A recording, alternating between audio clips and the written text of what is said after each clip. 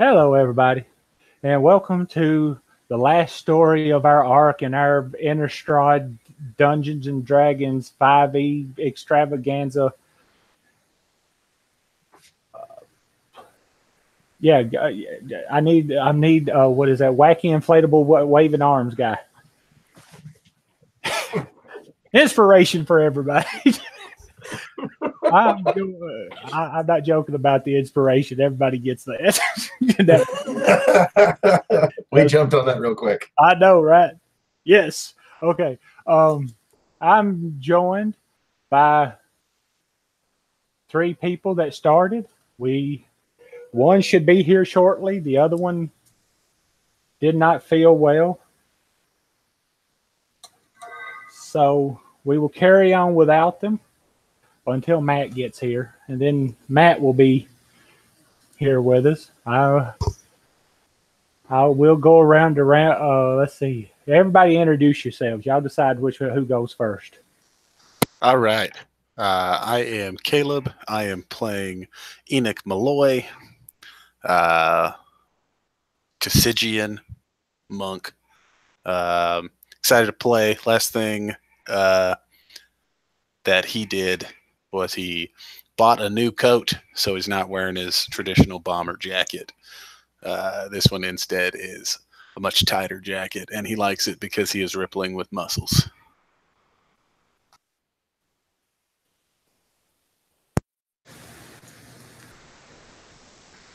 Well, all right. I'm Jim, and I'm playing Conan Argid, known to this group as Mr. Silver. I still just kind of cleaning up at bars and happy to not be cursed anymore. And I have a ring. I think it's of spell storing. Whether it is or isn't, I put some level 2 spells in there anyway. That's what I've got, and I'm ready to create bonfire and hopefully mentally manipulate some of whoever I've got to kill.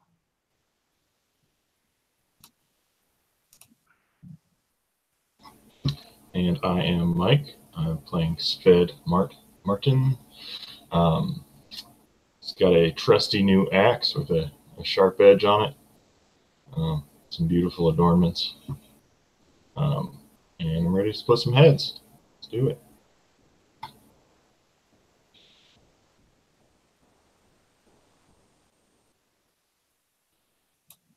Death to the man.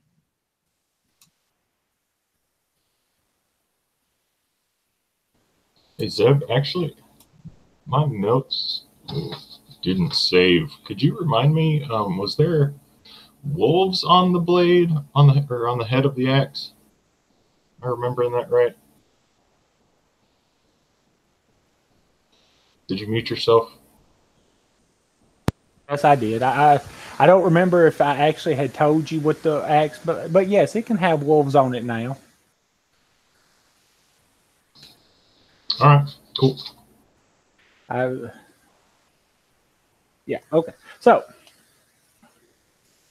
everybody gathers at the y'all's newly acquired armored wagon and bid adieu to everybody in Lumber Hope and start off the long and arduous journey to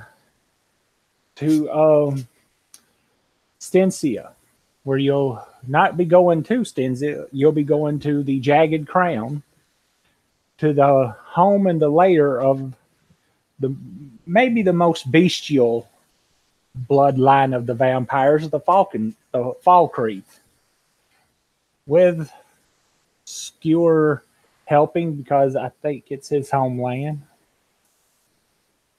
You make your way through the pass, coming away from the Uvenwald is always seems to be like a weight lifted because it doesn't feel like the trees are watching you.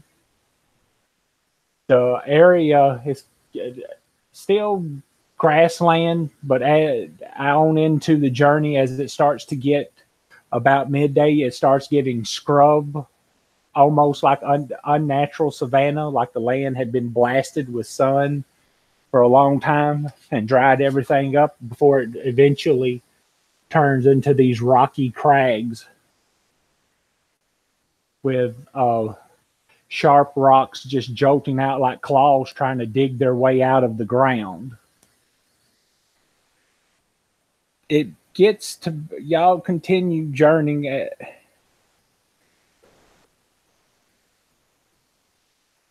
yeah, okay. Well, you know what? Matt, right, real quick, introduce your character, and we'll continue on from there. We just got started.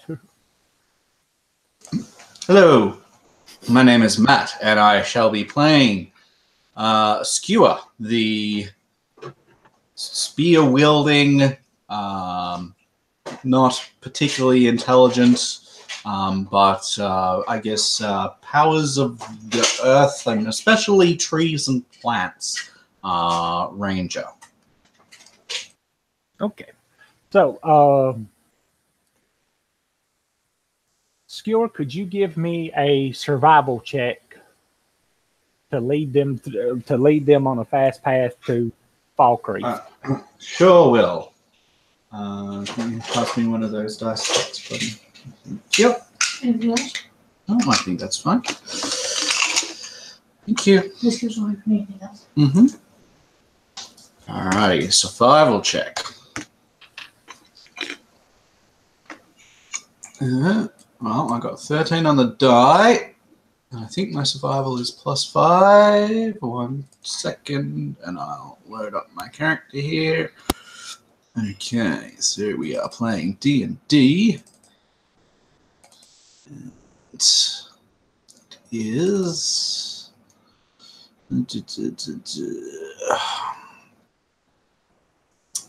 Alright, playing Shift and Troll Singer. Alright, it's just loading now. Well, 13 is good enough. Anything else will just cut down on the time. So, Well, 17. okay, well, there we go. Even better. So you, having done a lot of traveling in and around this area, you're able to lead them through paths that aren't normally seen. Some of them, the vampires have made secret so they can travel from place to place without really being caught and caught in the sunlight, because they don't like sunlight. Right. When it gets y'all are traveling through one of the paths, and it's starting to get dark, and you can see that you're not too far away from the jagged crown. You can see it looks like a maw of black teeth. That's the mountain range that juts into the west that separates Stensia from Nefala. And you come to this cave that it's not a very deep cave. It just seems like just deep enough to keep somebody out the sunlight. Yeah. So, my adventures, what are y'all doing on the path? Well, we have that trusty orb that you said will light up. How far of a distance does that?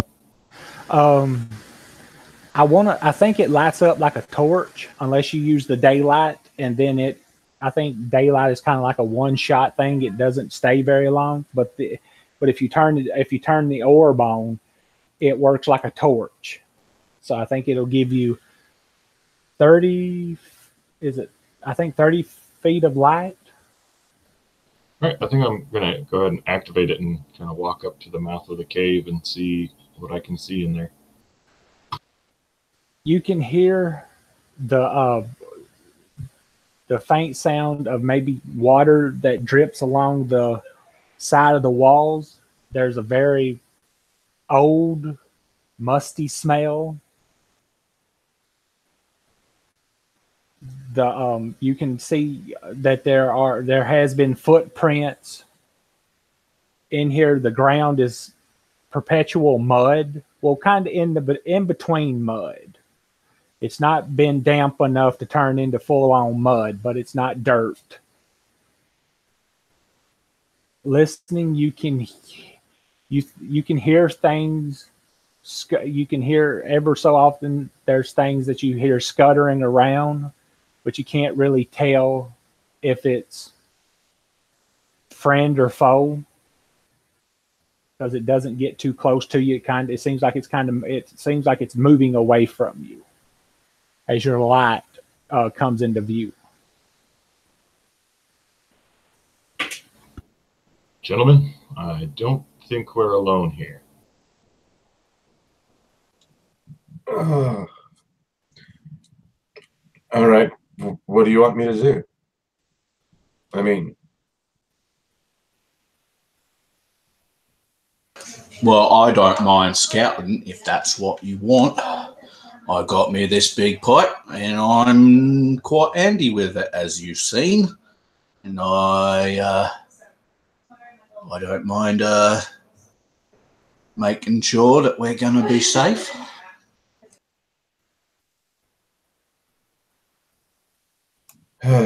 okay.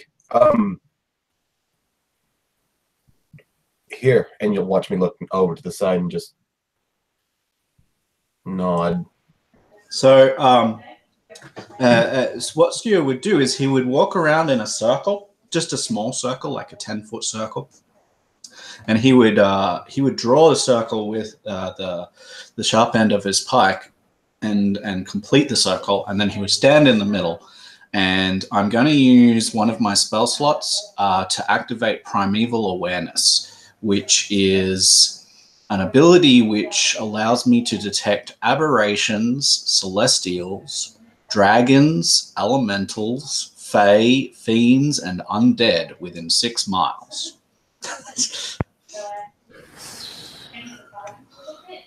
So, wow, that's actually a good idea. So I imagine it's kind of like ping, ping, ping, like pinging.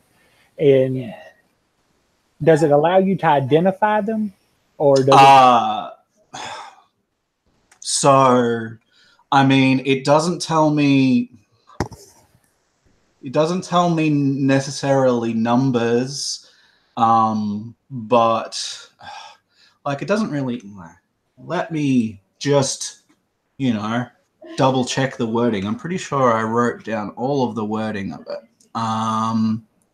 Because I don't want to dupe the system. I'm pretty sure it just tells me that things are there. It says warning, warning, kind of danger light. But let me bring it up and double check while we're doing stuff here. Well, while you're doing that, you do get the sense that there are things that are within the cave. Mm-hmm. You get a really big blimp about at what will be about the 5.5 mile mark. You get a very big blip, and then it disappears off of your sense radar. Okay, so I'll read it out. You can use your action and expend one ranger spell slot to focus your awareness on the region around you. For 1 minute, you can sense whether the following types of creatures are present. And I sort of did that wrong because it's within 1 mile for everything except for favored enemy, which is then 6 miles. So if it's an undead, I will know that it's there within 6 miles, and if it's any of the other things, I will know if it's there within 1 mile. Oh, okay. So It doesn't reveal their location, like exact, but it tells me kind of what direction, and it doesn't tell me the number of them, but maybe like intensity. In this cave, it's real intense with a presence. To the west is a pretty intensive gathering too, but you also know that west is where y'all are going for the crypts of the fall creeps. So Right. and you can scatter it out through Stencia in your mile. You get little faint blips, but you get uh, a lot of little blips in this cave. Yeah. So Skewer will be like, as he's walking around this circle, so he dots just like this little map that sort of says where we are, and it has a couple of little dots in the circle, and then the directions out to the others and little dots where those are, just with his pike. It's very crude, but and then he points down at it. He says, "Oh, well, I think I found something. I think I found a few things, and we're definitely not alone. We definitely should be prepared for some sort of fight, because the presence that I'm feeling in this cave ain't small." Well, I'm ready to kill it, fight it, whatever you need me to do. This is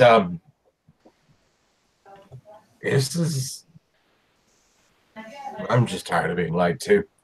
So whatever we can do, and hopefully in the end we can find that bitch and kill her, because it's that time. It is about time that something actually worked the way that we got told it would. I agree. So we're going in, right? Well, I'm I gonna am. step off the cart and step up behind you. Sved And just if you're kind still of standing there, I'll start to like push you. Sved's just Mr. Silver hiding again. Let's go. And Sved just walks briskly into the cave, holding the orb. Skewer's gonna go as well, obviously, Yeah. as close to the front of the group. Enoch will pull up the rear. Well, yeah, filing in, the cave is a little spacious, but not by much. Skewer's pike turned sideways gives you a few inches on either side to swing it around, but it's not a very large area. You start going through, and it starts to keep getting narrower until it comes to this natural crack in the wall. And you just catch the glimpse of something trying to slip through that crack as y'all are coming with the light. Is it trying to slip through towards us or away from us? Like, Away. It's running away from us. Yeah. So I can see it? I catch a glimpse of it? Yeah. How far away is it? We'll say about 15 feet. Make a wisdom save, 15. I see that and I just start shouting, "No, you don't! You get back here! You got an ass whipping coming your way!" Looking back at the rest of the guys. Yeah, that's gonna work. Okay. As vicious mockery. Okay. And All it has to do is be able to hear me. Okay. And what do they need to roll? Wisdom save, DC 15. Okay. You said 15? Yep. Nope. Do your damage. Oh! All right. It's 8 psychic damage, and they have disadvantage on their attack on attacks until the end of my next turn. Well, you hear a faint little squeak, and then you don't hear anything.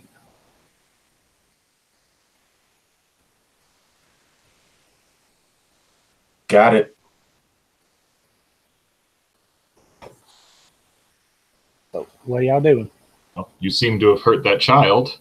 I think we should go see if we can find out what's going on in here. Is this crack big enough for us to get through, or is it like...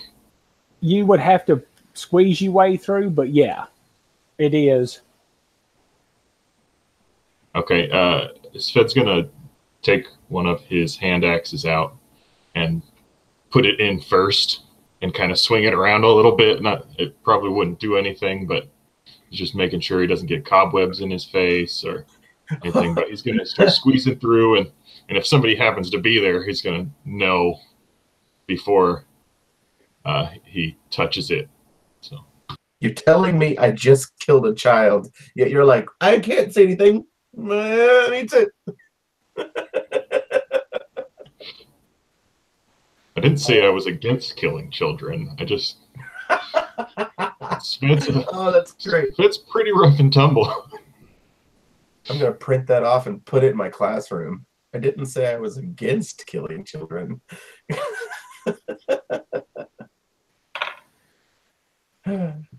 Okay, wait, am I? Hello? Okay, there we go. I thought I had turned myself off again. So you swing your axe around, not really meeting any resistance, and you start to squeeze through.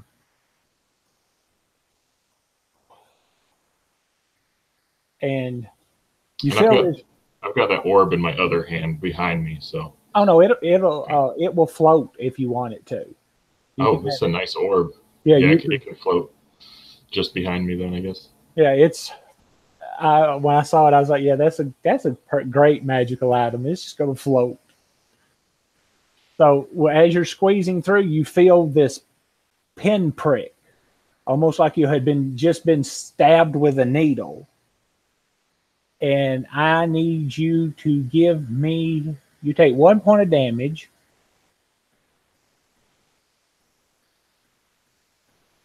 And I need you to make a Constitution save for me. Yeah, it's a 12. All right. Well,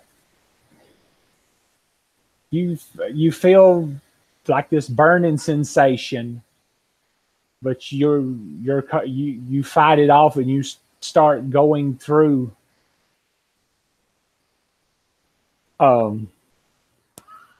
And you can hear like this sound of fluttering.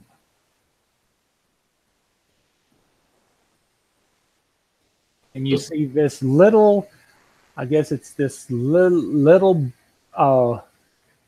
bitty man with these kind of moth-colored wings and this very high-pitched voice. He's like, "You killed him! You killed him!"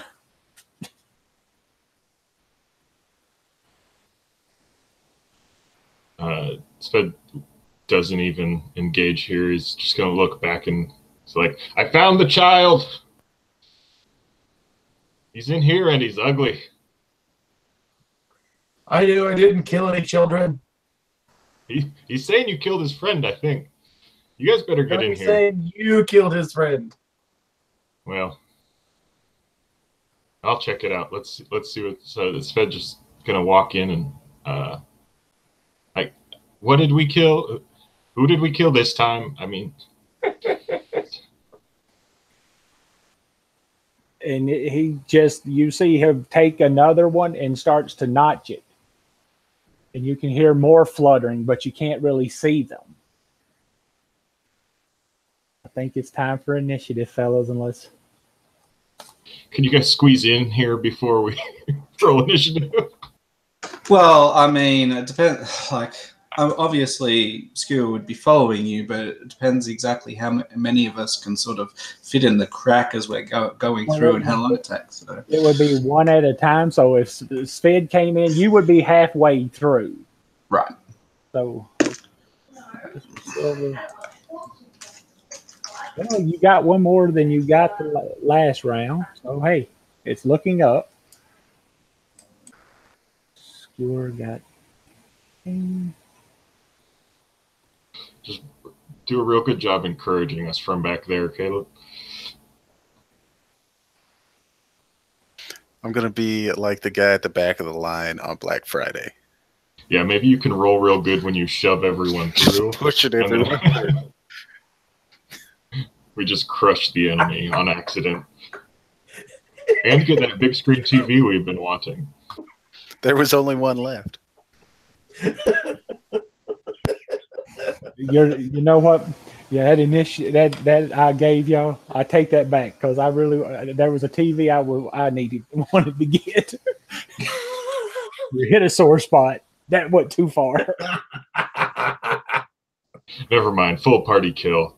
Exactly. It was a very poisonous dart that you just got hit with, and you turned around and ate your friends. So, Enoch, you are first. I guess he will swiftly turn around and kind of put his dukes up in case another child tries to attack us from behind. I will ready an attack in case something tries to sneak up from behind us. Alrighty. So actually, I take that back. I will take the dodge action. Okay. Let me make sure I write that down. There we go. All right. So, Svid, you are in the thing when he's pulling another one, and then he releases this other little. It looks like a little pin on from the end of a bow, like he's shooting like a needle at you. And it hits you on the armor, but it's more the thicker, and you can see it sticking in, and it's like a little wooden, like a thorn that has been shaped like an arrow. And then you when you look down and you look back up, you see that there are more coming at you.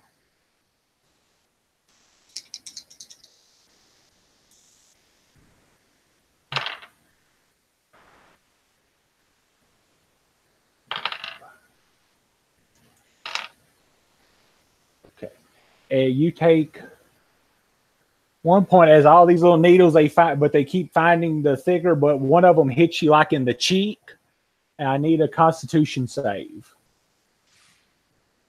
As these other ones start coming out of invisibility as they're shooting when they shot at you. Yeah, I got an 8. You got a 8.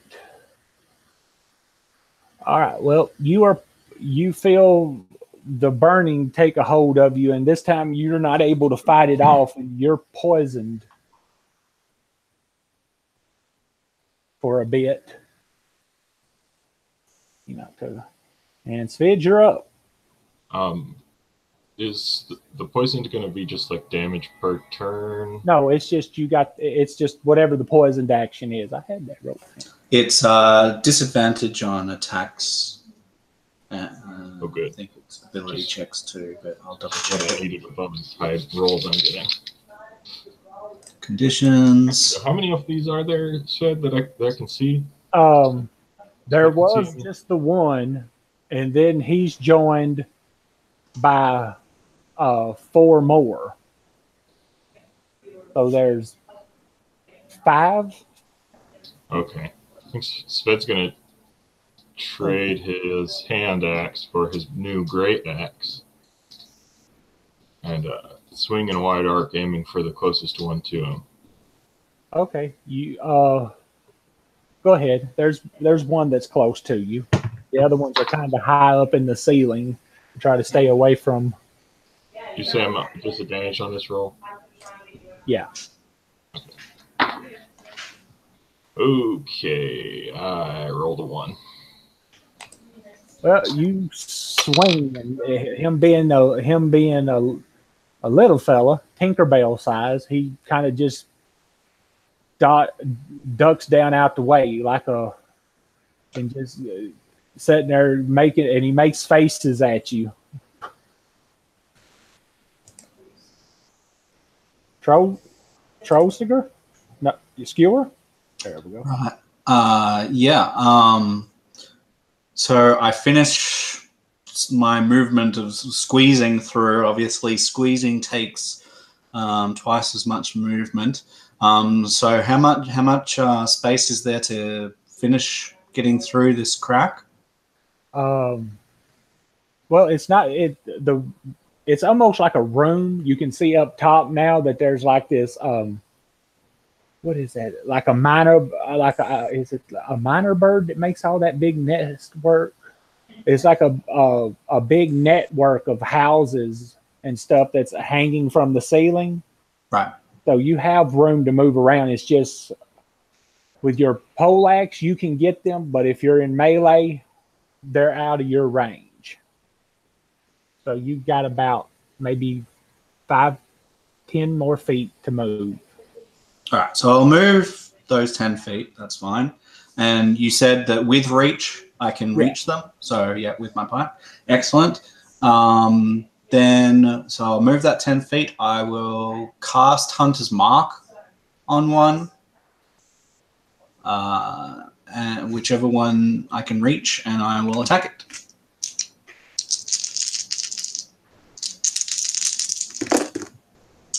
Alright, not a particularly great attack. 14 I got to hit. Nope. You missed. Okay. You. I do have an extra attack, however. Okay. Because we're level 5. That's a little better. With my bonuses. There it is. 21 to hit. Yeah. So I'm going to deal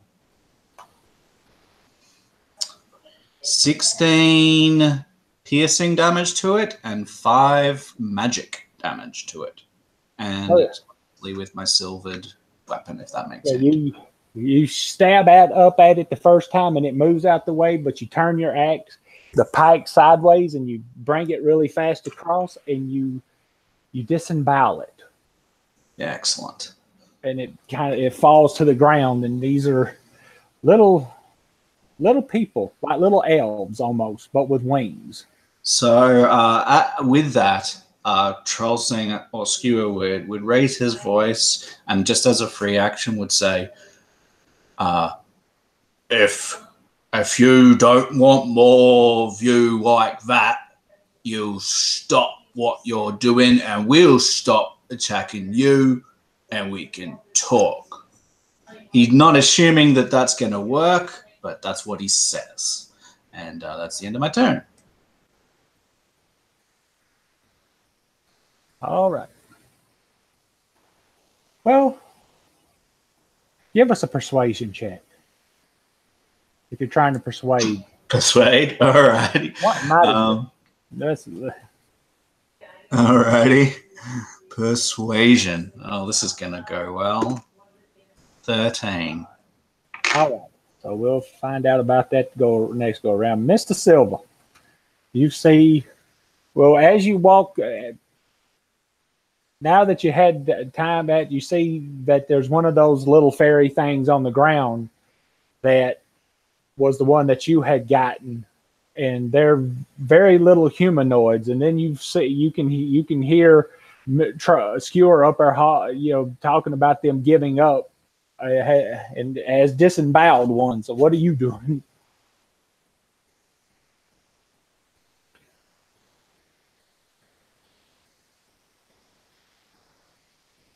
You're muted. You're muted. You're muted. I'm gonna go up beside the fissure, staying out of the way, but my back up to it. I'll turn my head over that way, and I'm just gonna start shouting more. It's like, I killed one of you. I'll kill more of you. I am the great bug person squasher. And I don't care. Just pick one that can hear me and make a DC 15 Wisdom save.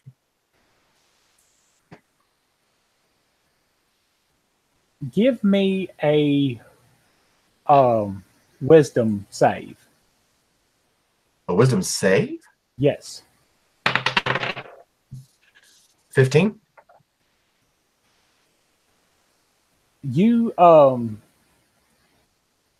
racked with pain. When you go to cast your spell, you can feel your book get heavy, and it seems like the thing is coming from the book. God.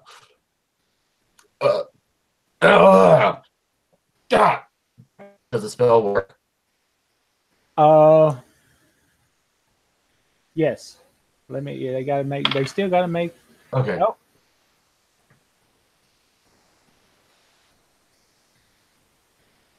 Do your damage. Oh, I love these D4s. 8 psychic again, and it has disadvantage. Okay. Okay. All right. Okay. So what does this pain do to me? You can you can hear in your head. You attack those of my kind. You take the gifts I give you and you turn it against my kind. And then you hear, and then it kind of shuts off, like somebody just hung up.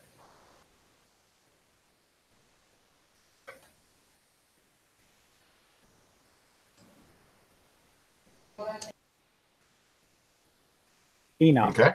it's your turn.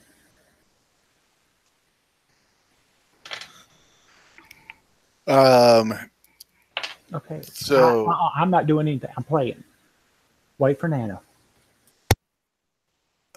so Mr. Silver, you scooted to one side of the cave, possibly allowing someone to get through. Absolutely. Actually, more to hide so nobody would see me, but yes, that too. All right. After a quick look and nothing happening, he kind of puts his hands down and turn around, and he can probably see the light from the orb through the crack. And so he kind of works his way up to it, and then would kind of first things first, kind of stick his head through to, or at least lead with his head so that it would be the first thing out. I have a great deal of movement. Can I get all the way through this thing? Yeah. Cool. Once I get through, am I just seeing all these people flying about? Oh yeah, you can see like I said, now with the light showing, you can see these little people, and they seem to be defending themselves now. They don't seem like the way they're holding themselves, they're more of trying to defend now, as instead of trying to attack. Okay. Is it possible to get up on one? Within melee of one of them? No, they're too high for melee. Cool. I think what he would probably do is walk in and kind of see what's going on. And after hearing Trollsinger specifically, give them a fair chance, and now seeing them in a defensive posture, I think you'd say, Silver, cut it out. We might be able to get by here. And he's going to keep his eyes on him, on the creatures, and kind of keep walking. Almost like, nothing to see here, just walking by, that sort of thing. Okay, so they, you see one of them kind of come lower down, and he's putting his he's like, you attacked us. We didn't attack you. You killed one of ours. It's just like you humans. You always kill us. You don't ever find out if we're out to kill you. You just kill us.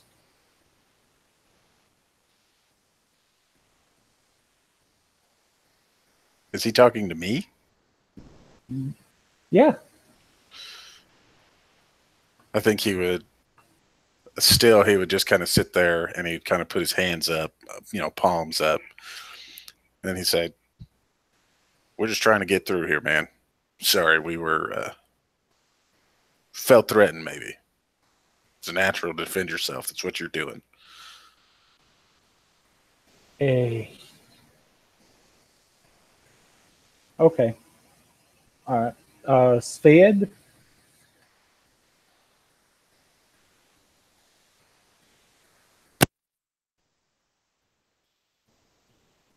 Yes. Are they going to stop shooting me with arrows or thorns? They actually they have some of them are stayed up close, but they've stopped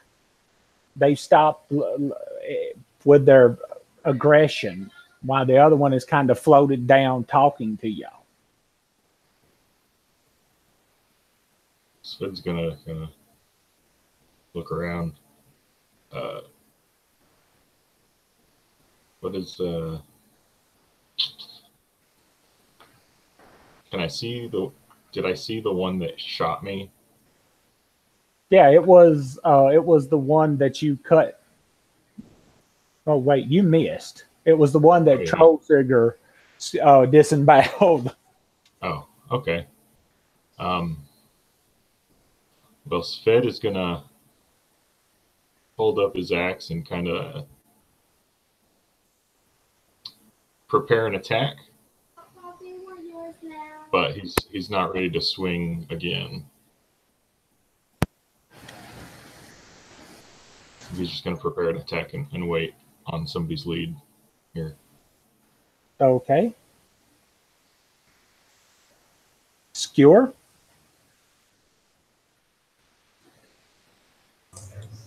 Skewer will lower his weapon.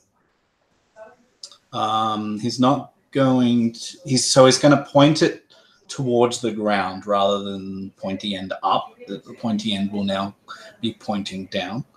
And he will say, you ain't seen what we've had to deal with in other places in the world. We might have done the wrong thing here, but the thing is, many things keep on attacking us. And we've had illusions in front of our eyes. We've been duped. We've been lied to. We've been hurt. And that's why we did what we did. And for my part, I'm sorry. Don't know who you are, but I'll listen if you've got something to say. And that will take. I'll take the dodge action, but that'll be my turn. Okay, this is our home. We heard you. We heard you moving around outside, so one of us.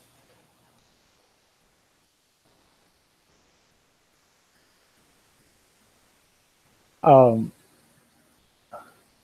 of us went to check, and when he seen y'all coming in, he came back to warn us, and then just fell over dead. We don't know what happened.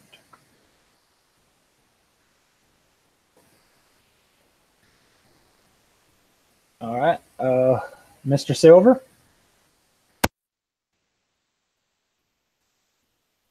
Oh.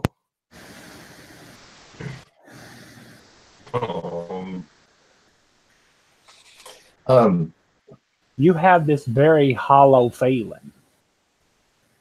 Hollow? Yeah, after the voice seemed to come from the book and the sickle, it's like it hung up, and you have this very hollow feeling,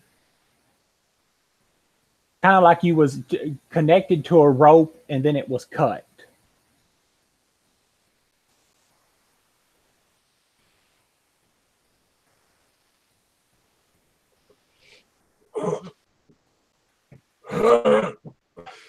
Okay. Yeah.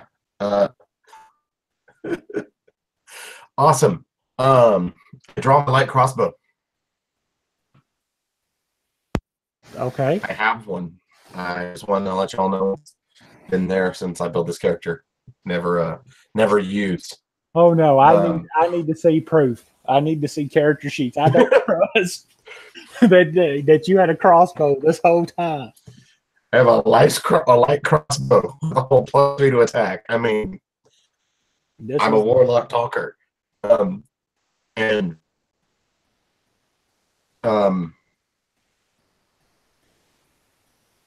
Cool. Then persuasion check, hardcore. Let's not do persuasion. Let's intimidate. With this hollow feeling, I'm not really certain what's going on or why whatever this hollow feeling kicked in, but my give a damn is broken. I'm not negotiating. At this point, everything I'm doing is just shouting at people and shouting in there. If you're defending yourself, if you had somebody watching, you ran off. What did you expect us to do? If you didn't want to do something, you should have met us first. Tell us what you want right now, or I swear I will find you and shoot you with this. We didn't want anything. What do you normally do when somebody comes running around your front door? Do you? At this point, we kill them. With as much that has gone down, that has screwed us over, you're just a target. So stop talking about it and tell us about what we need to know. And I'll just look over at somebody that I can see through the cracks because I'm still not even in the room. And I'm nod at you real hard. And when you hear one of them, you hear him start laughing. And he just starts laughing at you, and then it starts everybody else, all the little wing things, they start laughing at you, and they all float up, and he says, something that has already been done to you worse than we could, and you've invaded our home and you've done what most normal humans have done, but that's fine. Yours will come. And I've not stepped in there. You were a threat. I said something and your buddy died. In fact, 2 of your buddies died. You want to laugh? Come out and get some. And he says, and you can hear the voice change. Very well. And Twing. And this primeval looking person starts to form, and he just stands himself onto the ground. And he says, launch it. Yeah, I'll give you first shot. I can at least give you that much before I smear you across the ground. You took my gifts and you turned it against my kind. Try me now. See what it feels like when the fury of nature is turned against you. I'm waiting. I'll pull a trick at it. Okay? What do you expect me to do in this situation?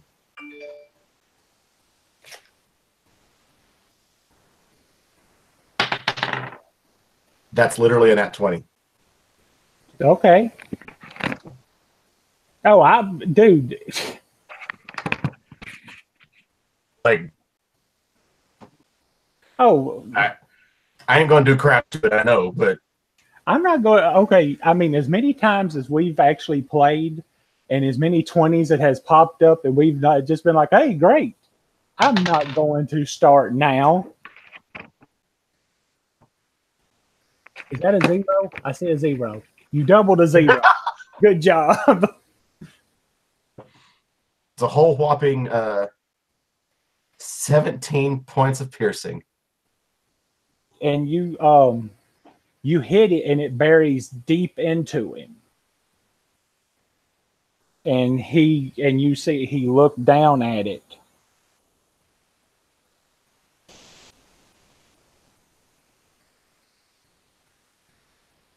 And Enoch, your turn. So is this thing popped up in like in front of us? What's going on here? You just see to everybody else, you see this little fairy that has been moving around, and and then you see he's kind of in this entrance, and Mr. Silver shot something with a crossbow. Y'all can't see it. It's just he's just floating there. He's not fluttering anymore. He's just floating there.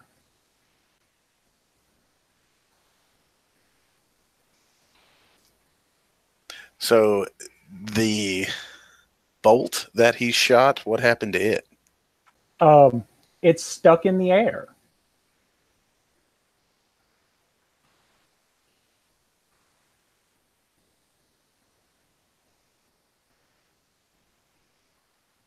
And you can actually see a trail of like red, green, like blood trickling down from something.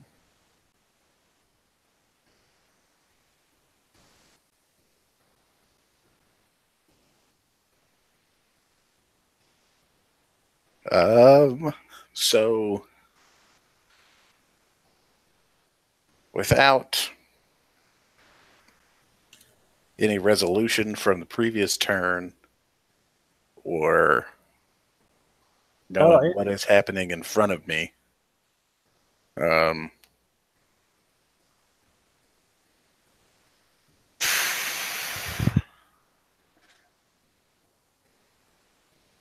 I think he'd just call out, "Silver, you having a hard time getting through? What's going on?"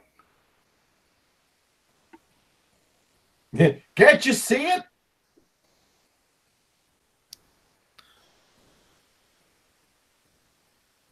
Kill it.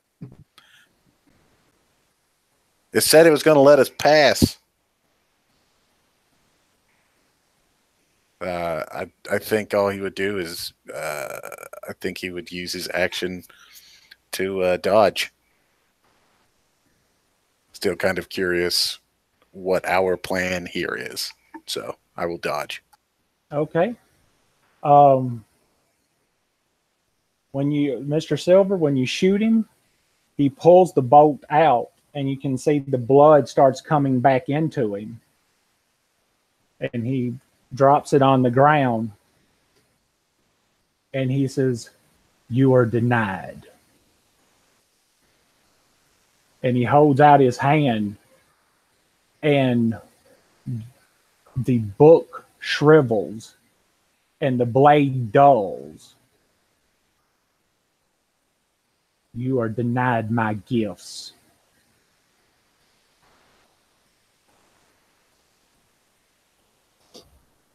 And and after that, you see him. He's put his hand down, and the fairy kind of shit's right up and like, what what happened? And when he sees how low down on the ground he is, he kind of flutters back up. It's like, we told you you could go. Just go.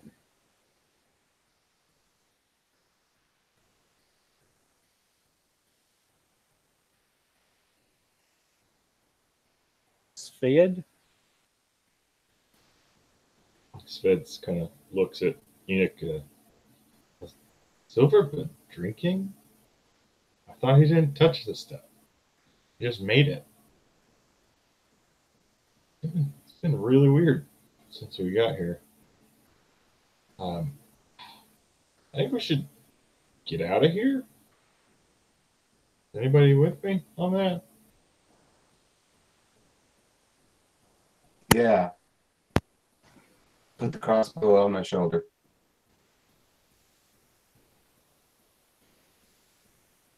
All right, I think Sved's gonna back away slowly with his axe ready to. Is there a deeper to go in the cave? Like, is that something we want to do here, guys? Seems like the choice that we're. Yeah, I think Enoch just turns up and he says, "Hey," looking at this flying creature.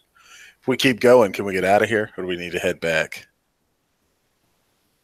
If you're going further, if you're going to go further down into the cave, that'll be a place for you to go. But if you're just trying to stay on the path, just go back that way. We're headed towards the crown. Is this a shortcut, or does it just bottom out in here? I'm sure you can find the crown from here. If you just go down this tunnel, it gets. And you hear one of them like shut him up. He's like, "Go, just go."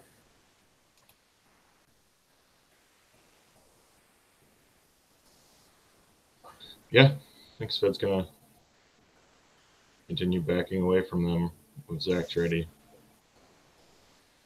Kind of looking behind him a little, down into the cave. Yeah, I think Enoch will hang tight until Mr. Silver makes it through, and then kind of take up the post as the back of the party.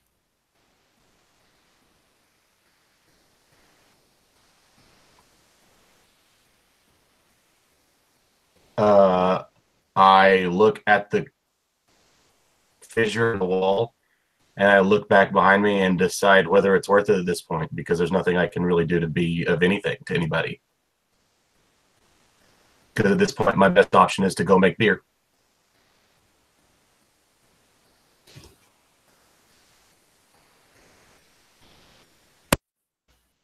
There's nothing that makes me outstanding. I'm a level 1 commoner.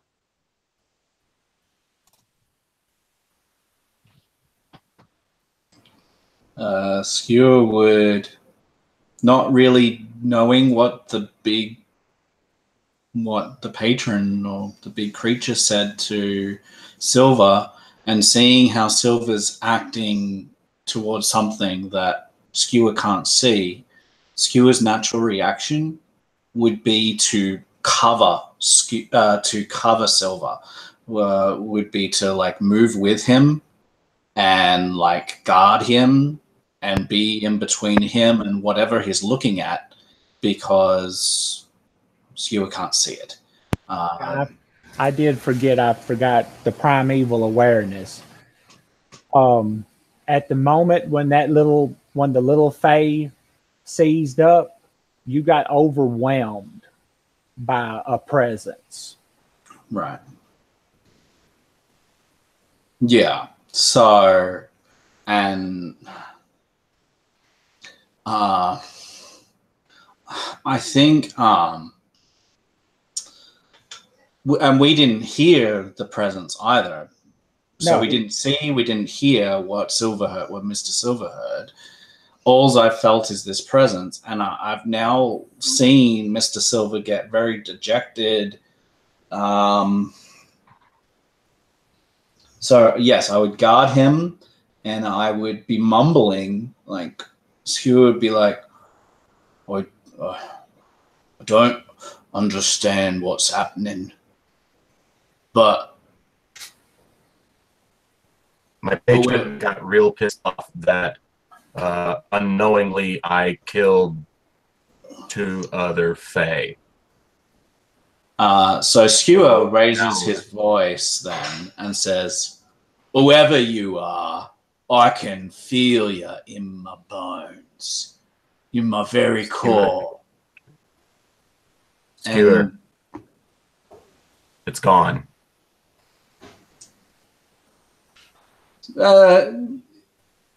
Skewer hears you, but he says, he continues on, and he raises, when you say it, he's gone or it's gone. Skewer raises his voice, and he says, "I can feel you in my bones, and what we did was without knowledge, and if you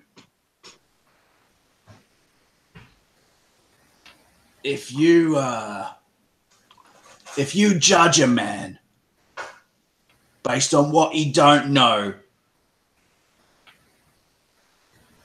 that's not just." And Skewer's angry. He can't do anything about it. But he's just yelling and protecting Mr. Silver. That's what he does. And that's my turn. Okay. Yeah, you see every once in a while I choose to disbelieve. I start casting spells.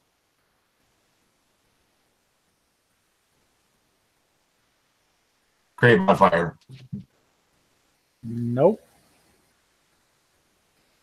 It's just the more you try, the more hollow it feels.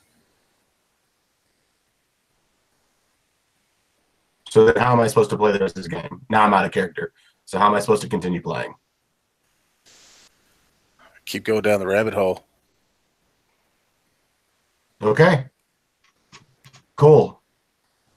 Maybe some god that hates the phase will. Yeah. Sure. Whatever. I'll just walk with you guys. Go ahead. This is great.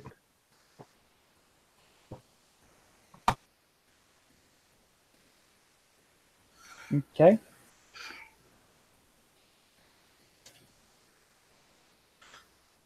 So we're walking. Yeah. As you are carrying through this, walking through this tunnel, it kind of opens up and starts to go down. It's a very gradual grade, but you can start feeling yourself as though it's starting to very slowly go down.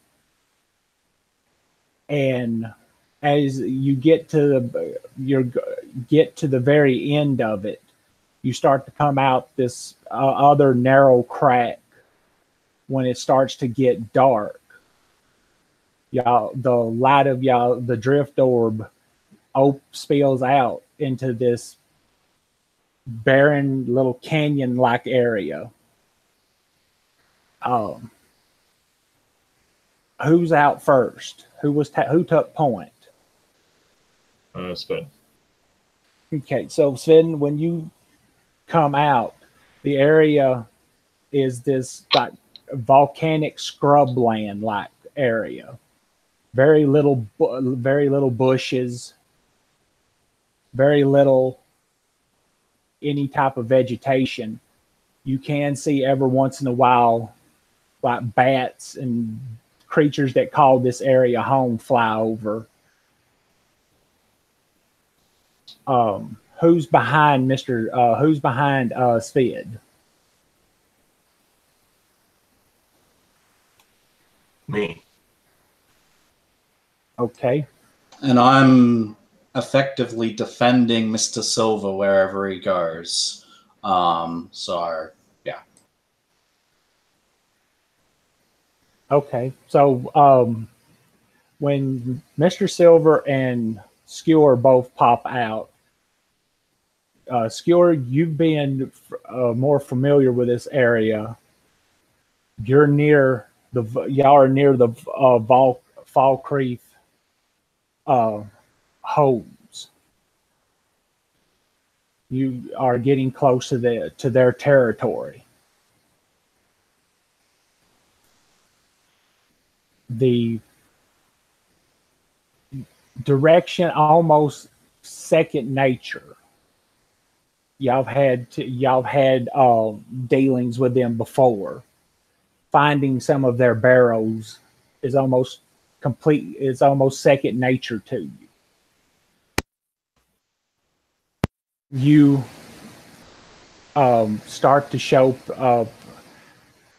Y'all leave out from the cave, and y'all start going through the paths that Skewer is showing, and you come to this area that is it's a giant dirt hill, and recessed into the bottom of it is this big stone circular archway, and you can see scattered across the ground. You see skeletons of people who have been unfortunate enough to get caught near this area during their hunting. What do you do?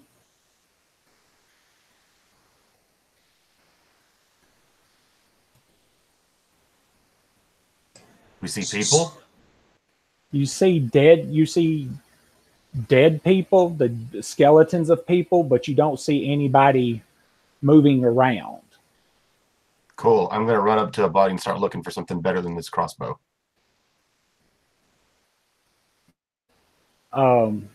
You Magic potions, magic, anything I can do to in some way. Give me an These investigation. people are pretty much keeping me around, and I feel like I'm not being allowed to leave.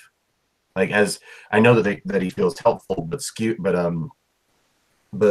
Mr. Silver is like, I am not being allowed to leave. I'm being stuck here. I know he means well, but his defending me isn't letting me sneak off to just let you guys go. So I'm like, fine. I have to find something I can do, whether it means I find potions and pour it down people's gullets or something, I'm gonna go look for anything that's better than our crossbow, because the first time I ever pulled that trigger is the best it'll ever do. Okay, give me an investigation check.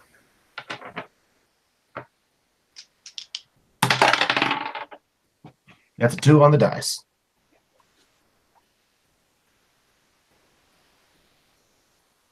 Dude. Inspiration isn't worth it. Okay, looking around, you find some weapons that had been discarded through their fight. You find some silver arrows. There's somebody at some point a group had come, and you see they had that. You find a bow. You find there's silver crossbow bolts, and you see there's a few silver arrows, but you don't find potions. Cool. I'll take some of those silver crossbow bolts and the silver arrows too, because why not? How many silver crossbow bolts are there? About 15 of them. Okay.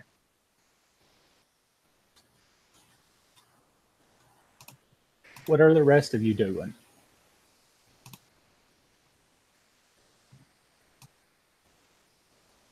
Is there any sign of? I think Svet's like looking to see if he can see what did this and where it went after, like.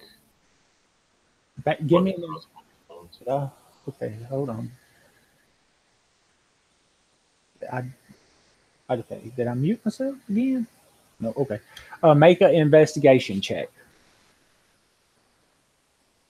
Am I still poisoned, or was that That minor? lasted a minute. So yeah, no, that Okay. time has passed. 11. You see the way everybody is gathered around here, it seems like they were attacked from all sides. You see that there are some footprints on the ground of these half humanoid claw marks, but it's everybody is so strewn around that they've damaged so many of the footprints. It's hard to find. There are some that go back into the barrow itself, but there's other that you can't really tell with the bedlam that happened around here, just exactly where everything came from.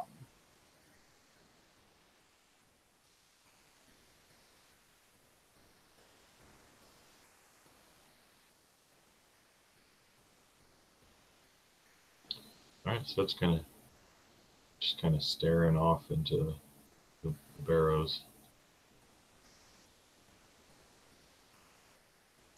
I think Enoch is going to try and look upon the ground and see if he can sort out some sort of pattern to see if, I don't know, there's something that might indicate why the bodies are laid about the way that they are.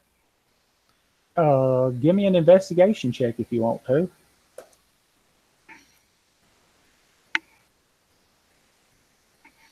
A 7. All together or what you rolled? All together. Oh, okay.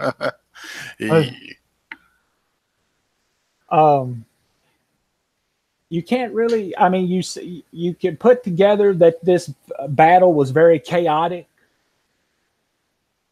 but you can't find the pattern you're looking for. It's like everything just got strewn everywhere. It was like you let a 2-year-old loose and they just threw all the toys everywhere.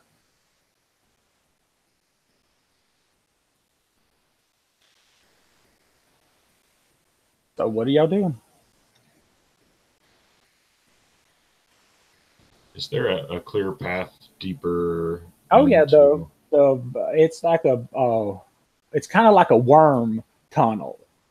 It's half circled and it's kind of arched way with stone. The keystone has the Falkreath family crest on it. Okay. But yeah, there is. Passive perception. Okay, yeah, Mr. Silver. While you wasn't able to investigate, you can see as you're walking around, your mind starts to drift on a battle where someone was attacked on all sides. You can actually see some of them have like deep gash marks where they look like they were attacked from the top. So it looks like something may have attacked them that maybe flew or swung or just leapt through the air.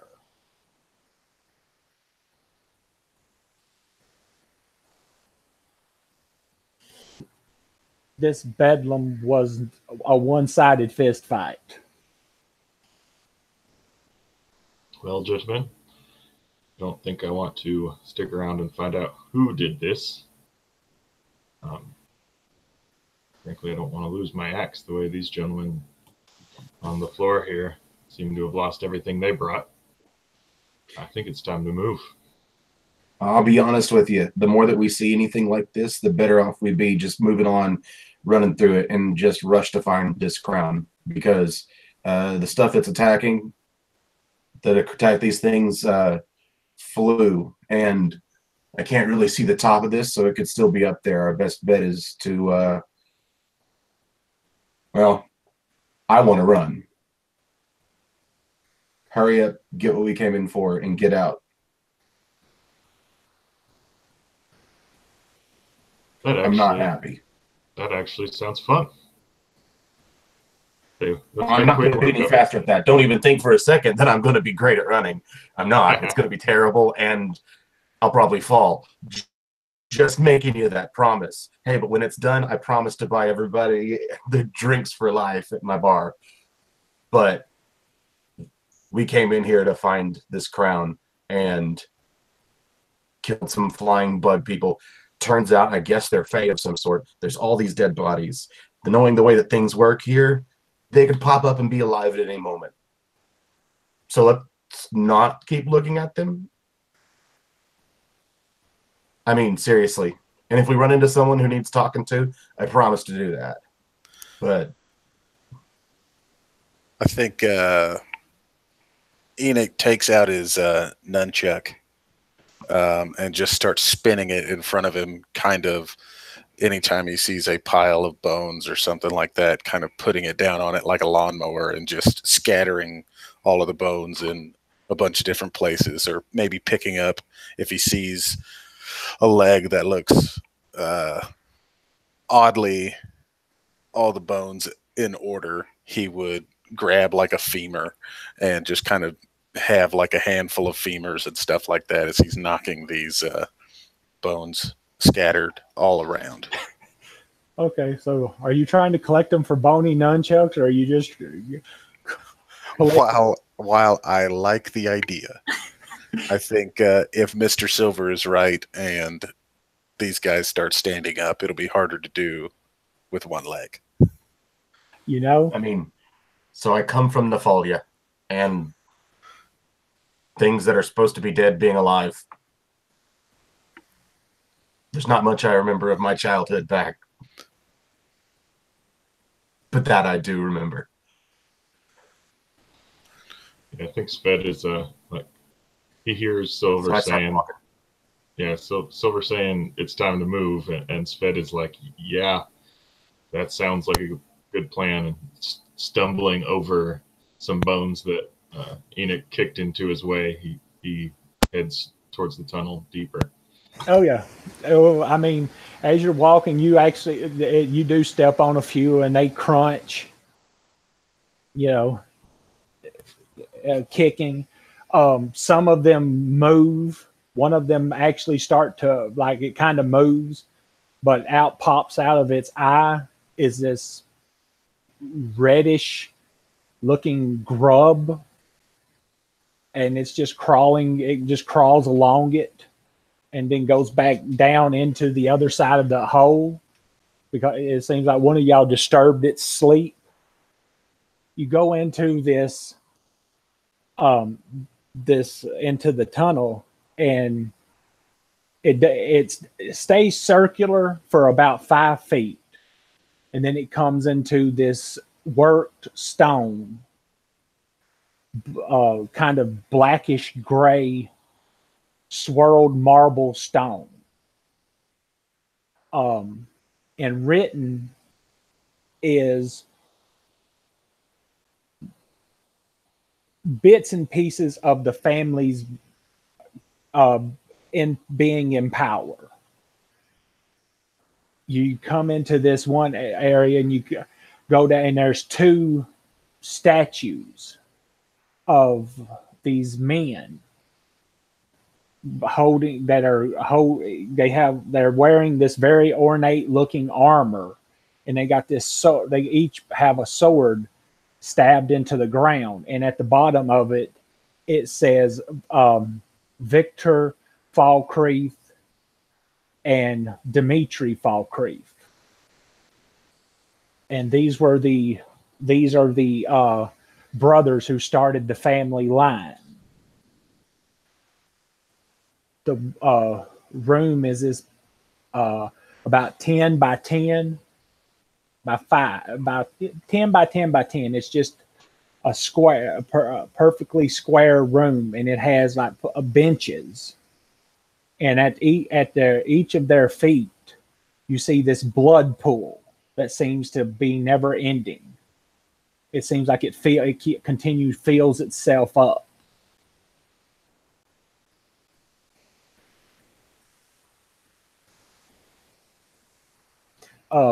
There's a couple of doors in the back of the room, and there's some that is there's two doors that are opened up on the left and the right of you. Okay, so then taking a quick look around the room, trying to deduce not necessarily which paths are right, which paths are certainly wrong. Whether that means I'm doing a quick investigation of the room, I'm looking around the room, or I'm using perception to find traps, or I'm trying to use survival to test which way has the breeze, which means it's not going the way we want. I'm ready for all that. Well, we'll get perception out the way. First of all, is passive 15? Oh yeah, that's what I was like. Okay, if you want to roll to get a better one, okay.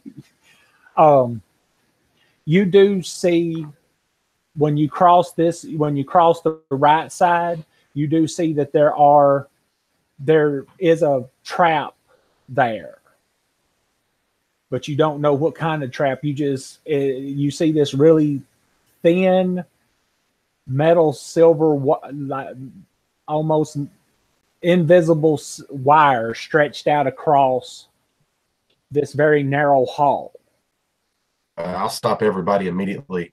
I'll pull I'll reach around my bag to the front of me, start digging through, and there's a dagger from something that I've kept, and I'm gonna hand it over real quick to I'll hand it over to Enoch, and like, y'all, there's a trap over there. Do you see that wire? Do you see here? I'm gonna hand the blade over to Enoch. Everybody stand way back. We can either trip it right now and watch what happens, or we can step over it.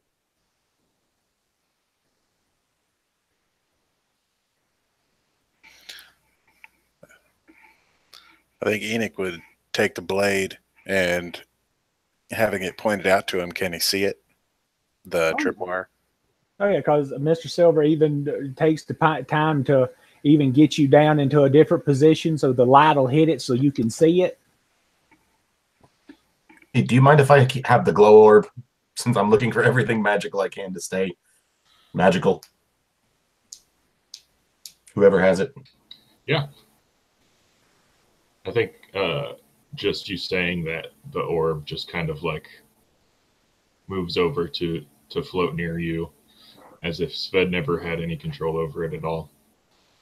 I guess I would think that like you speak the command word and it just floats with you, but it's more like here you could just not give it to someone else. I don't think it's tethered to anybody. Okay. I'll use that to help show the reflection off that wire, and then looking over at you, I go, man, go ahead and trip it. I'd rather have that, especially have it already be tripped, in case we have to run out of here and we forget about it. And I'll step back to the other side of the room. You know that you guys better do it too. We don't know what that'll be. In fact, you know what? I would like to look around the room. I found the trigger, but I want to see if I can find, like, I'm looking for like holes in the wall, maybe a false part of the ceiling, like to see if I can maybe detect where this trap will trigger. Not the trigger itself, but what happens. You see that the walls are very scarce, but up above you is kind of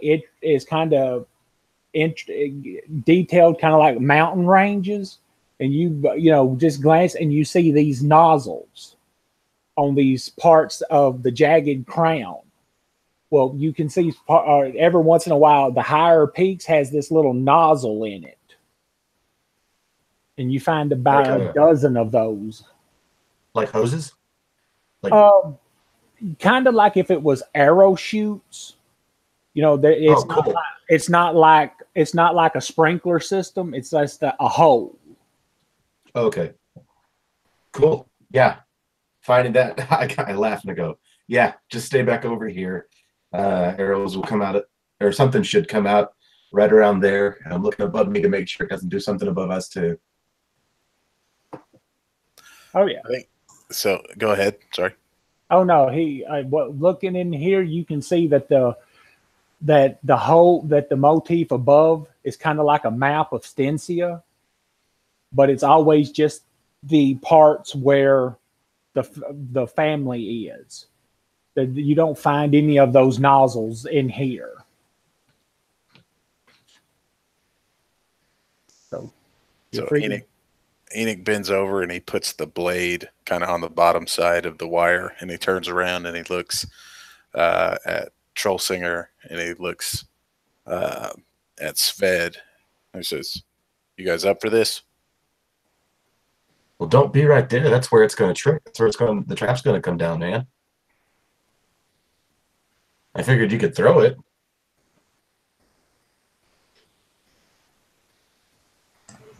Or you know what? I'll reach up and I'll grab the orb. I'm like, it's about this big. Can I roll it into it? Is the wire that low?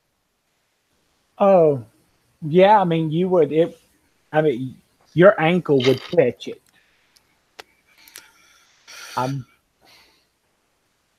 You could try. You know what? Go ahead. Give me an attack roll. Okay. So before we figure out what the attack roll is, I will back away. That's a crit. So you set the orb down against the ground, and you don't even look. You just tap it, and it goes like a air hockey puck. It goes across the ground, and it hits into that. You put enough force into it that it hits into that wire, and it drops. And you, for a split second, you hear, and then this whole area, the whole tunnel is filled with this gout of fire that fills the whole room and starts and keeps burning for about 3 or 4 seconds before it cuts off.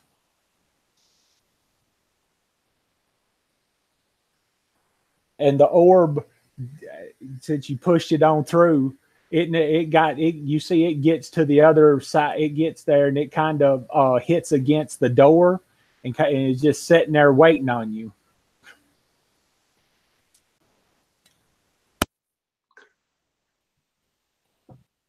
I'll walk up to it and pick it up and light it back up and check out this door. Oh, unless you said the power word for it to shut off, it kept glowing. Oh, good. I didn't see in the book where it says like if you set it down or walk away from it, it shuts off. So I just like until you say the command word, it's on. Again, it's staying on.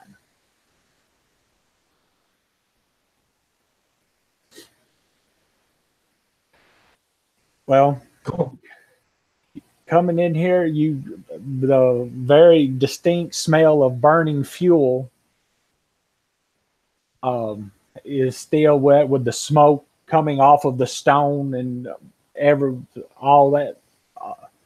Just the scorch marks. This beautiful, pristine little tunnel just turned into a raging hellfire. What y'all doing?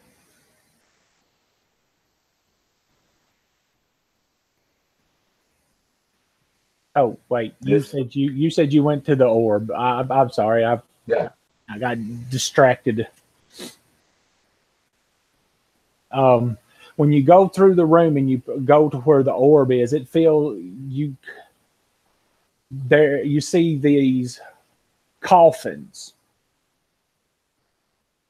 There's about 8 coffins that fill this room. Rather large stone, almost like sarcophaguses or effigies. It's raised a raised stone slab, and on top of it there is a statue of the person that's inside it. on each of these coffins as y'all enter.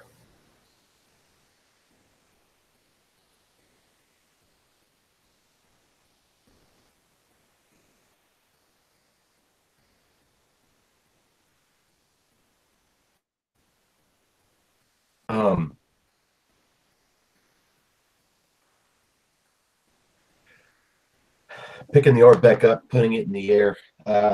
Just I'm wringing my hands, just still going, how can I be helpful? How can we hurry up and get through this? And I come across that ring.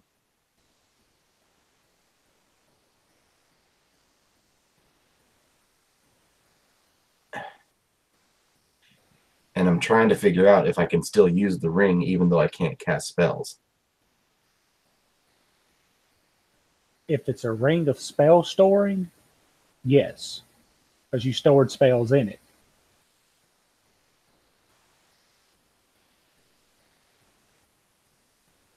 Unless I'm giving too much information, and then that was on me. Okay. I didn't recall if you had to be a caster of some sort to access those spells.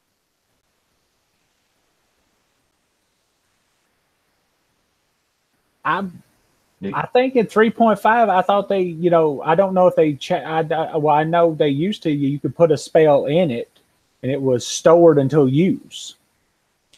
So unless somewhere in the book it says that you have to be a caster to do it, I'm just going to go ahead and say until you use it, though, whatever spells you stored in there are in there.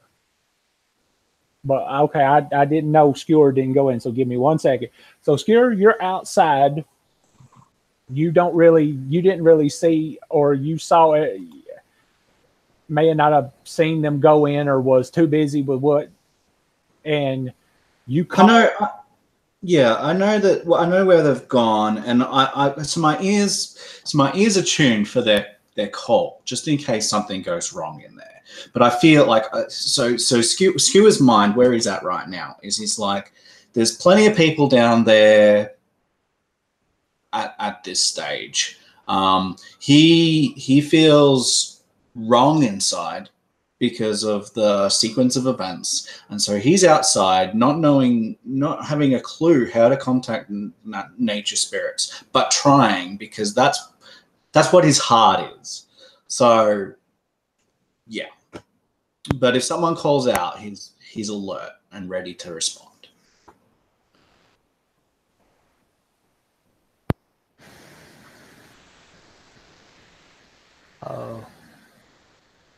Is there not?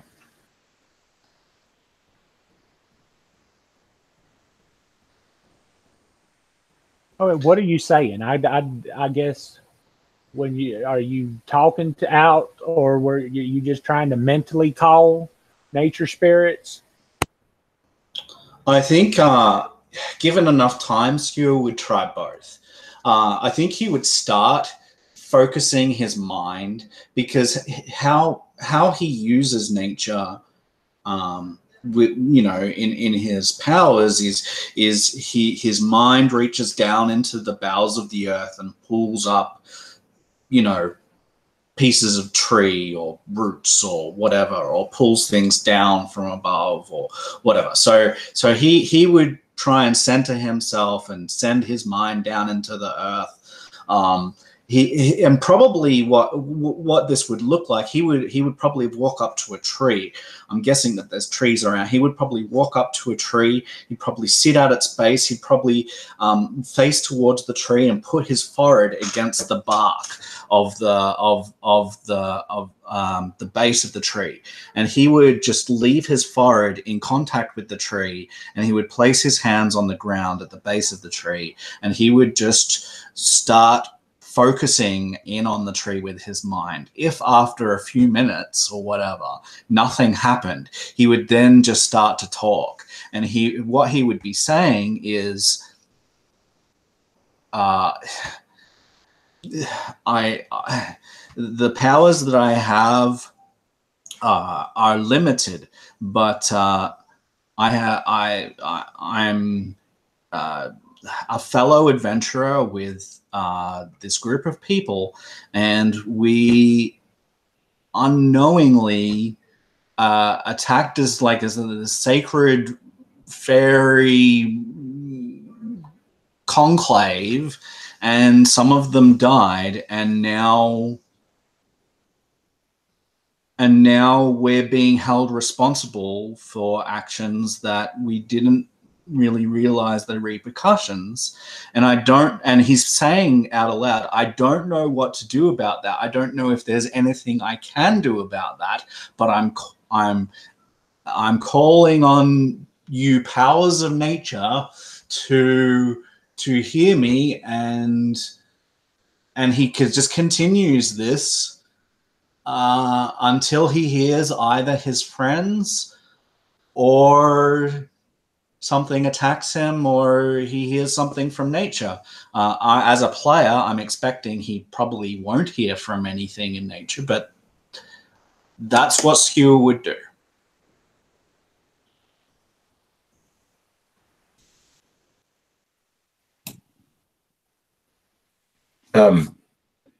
You'll probably hear my voice then.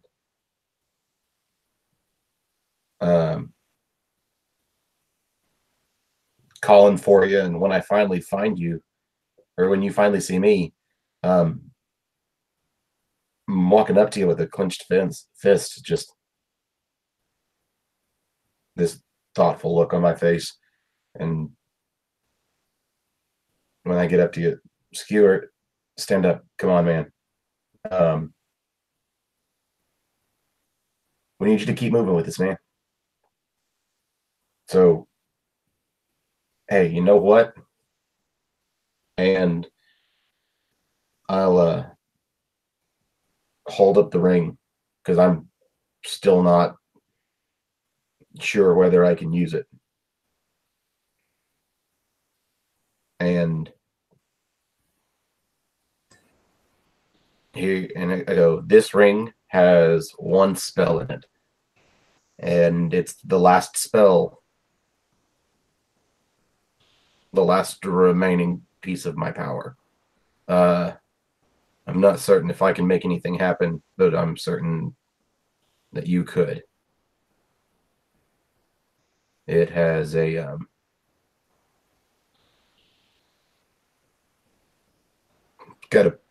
well, you've heard of spells that make people go faster, right?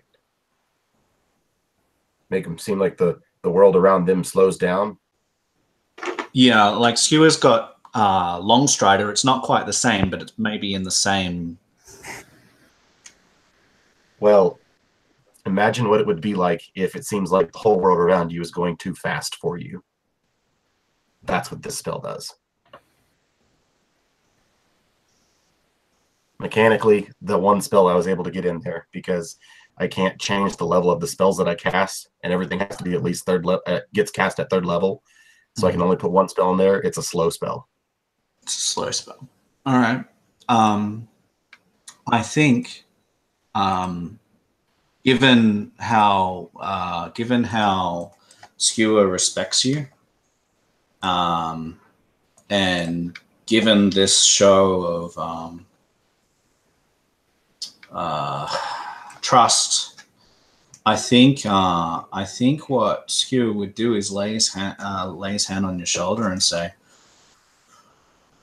"I'll do what you say." And as he speaks, he says, "You not have power no more, but what little I can do, I will."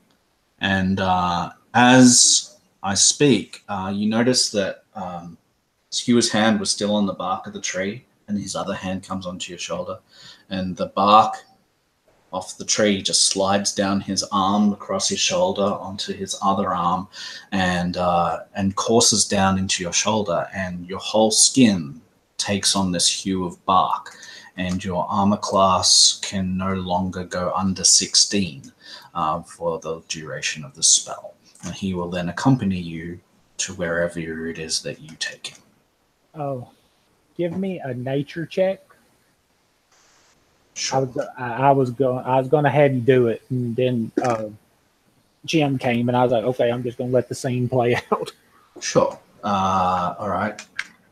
So 14 on the dice, which for Skewer is a nature. So 16. He's only got a +2.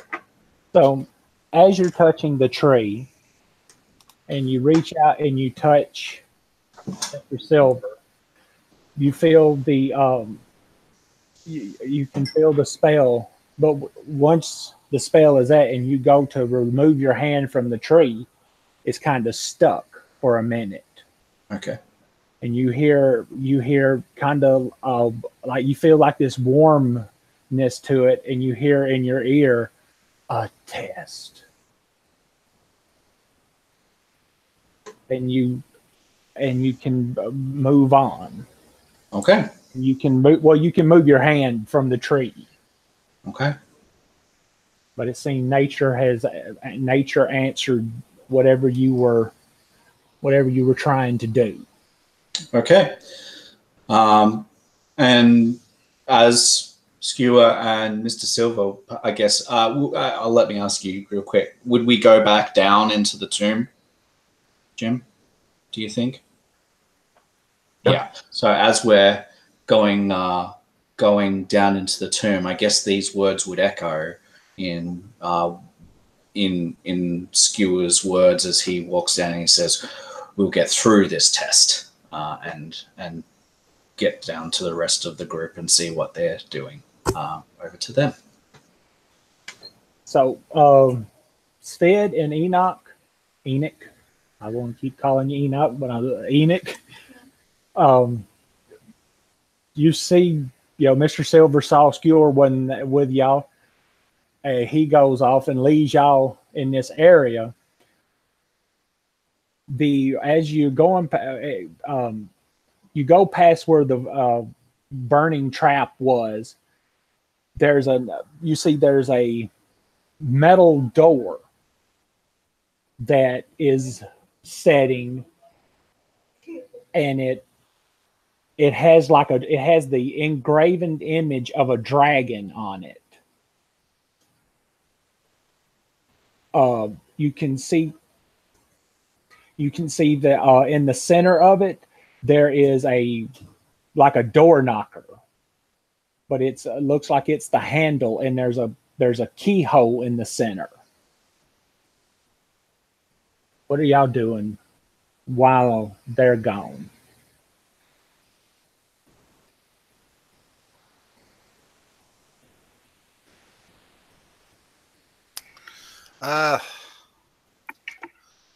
So I think Enoch would go towards the door and maybe take a closer look at, I guess, the knocker. Hey, you can pick it up, and you could, if you pick it up, you can turn it, but you can only turn it slightly before it hits something. It's like it's a doorknob, but it's like the dragon's hand is holding the doorknob, and it's like the dragon's hand is turning, and the keyhole is right there on the top of the dragon's hand.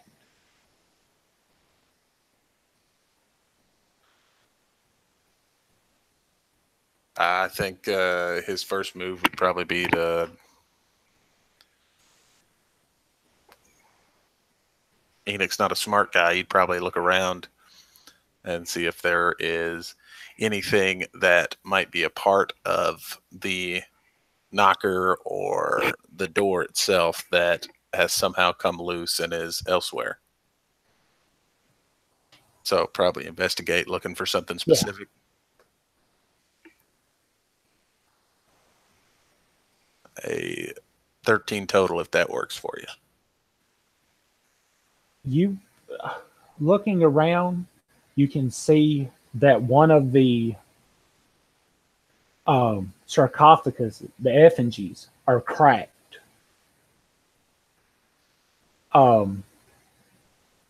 moving it aside, you see down into it, and you see the coffin, and draped on that, you can see pushed up against the corner. You see something rolled up in this brilliant, kind of deep red cloth.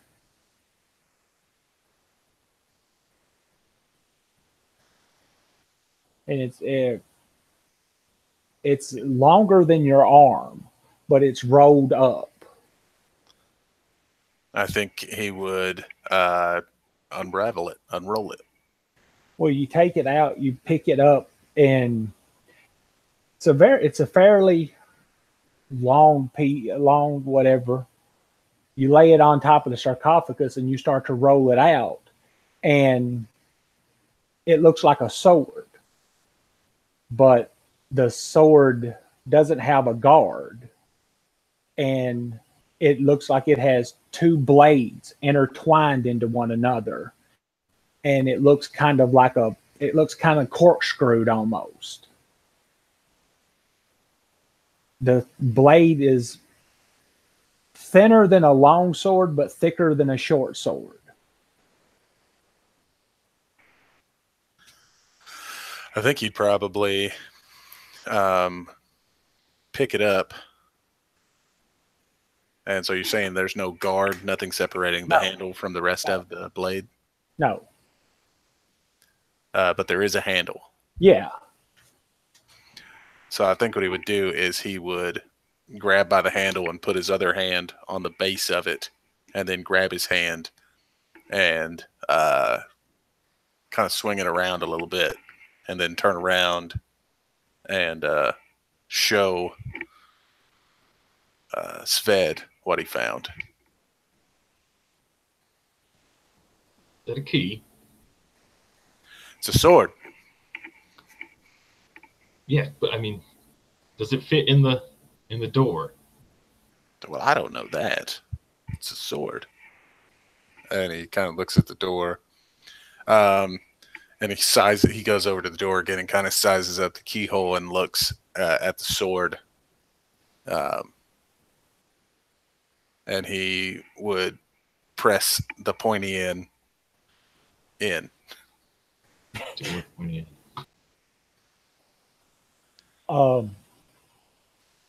So I'm guessing, are you trying to pick the lock, destroy the lock, or see if it's the key? I guess. So I think he would probably, on the advice of Sved, try and see if it's the key. And even as if it does start to move in at all, I think he would start turning it so that the things were twisting inside. Okay. Give me a strength check. You can have advantage because you have leverage. You have the sword, and it doesn't.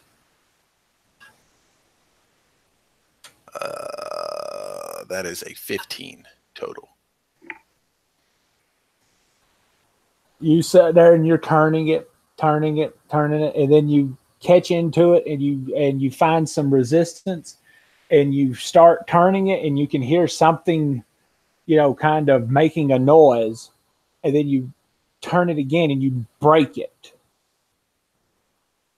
and you pull it out, and the very tip of the sword is kind of misshapen, but you've tore open the keyhole.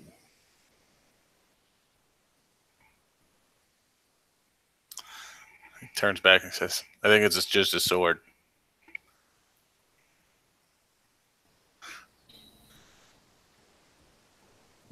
With that, Mr. Silver and Skewer, you come in and you're watching Sved Enoch mess with it, and then you hear something snap, and then you hear what they're saying.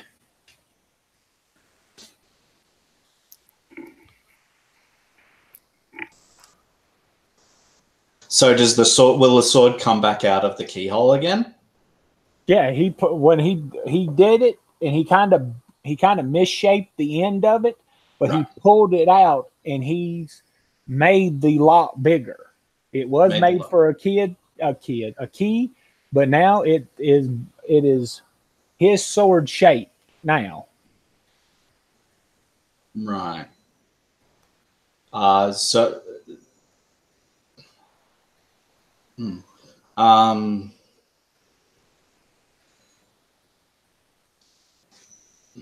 Skill would, I guess, try the door, considering that we heard a click, maybe, and the keyhole is bigger. Try the door. Give me a strength check if you're trying to, because once you start to turn it, you feel some kind of resistance. All right, strength check. Yeah. So I just 21.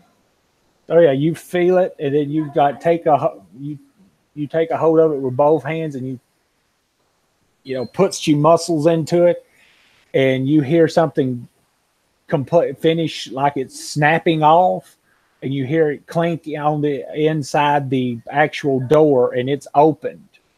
The handle just turns completely. So Skewer would look back at them and he would say, "Work like a key as far as I can see." He sits there and holds up the longer than a short sword but smaller than a long sword key, and kind of hold it up and say, I am the key master. And he points at the door and he says, let's go. Where is the gatekeeper? So yeah, I think Enoch, if the door can be opened, I think Enoch would probably attempt to be the first one through, unless someone wanted to be the first one through. I'll do it. So, Okay.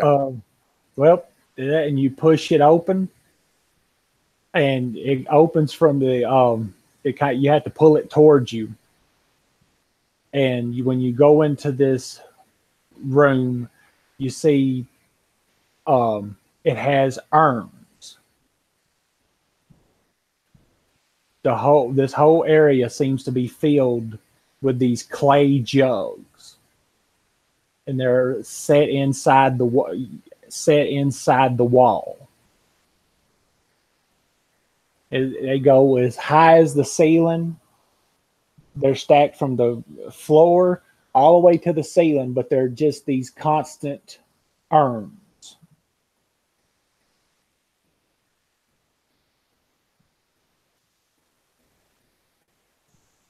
Are they stacked like in a row, or are they stacked pyramidically? Like a column. Like there's maybe a few inches between them, but it looks like each one of was a recess was dug into it, and it was set in there, and you see they're stacked up, and they all have this fall crease symbol on it. It's like a falcon flying towards you with his claws outstretched. So they go all the way to the roof? How tall is the roof? About 15 feet.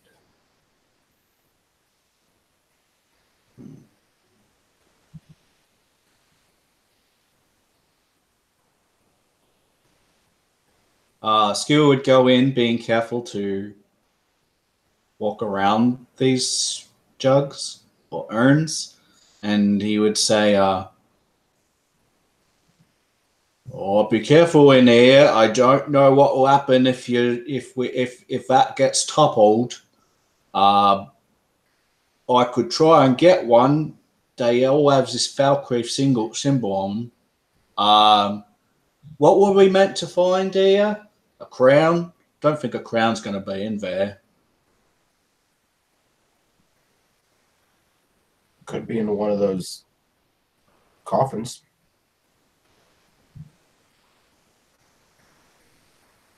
Are they just stone tablet tops on these coffins, or it's like a sarcophagus with the effigy on the top of it. Oh, it's got an effigy. Yeah. You see one of them had gotten moved aside with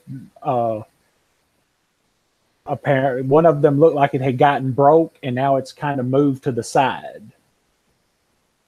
Oh, well, being that that's unusual, Skewer would go and have a look at that and inside of there, Um, the one that's broken. when you look in, you see this dark wooden coffin, and there's metal bands around it.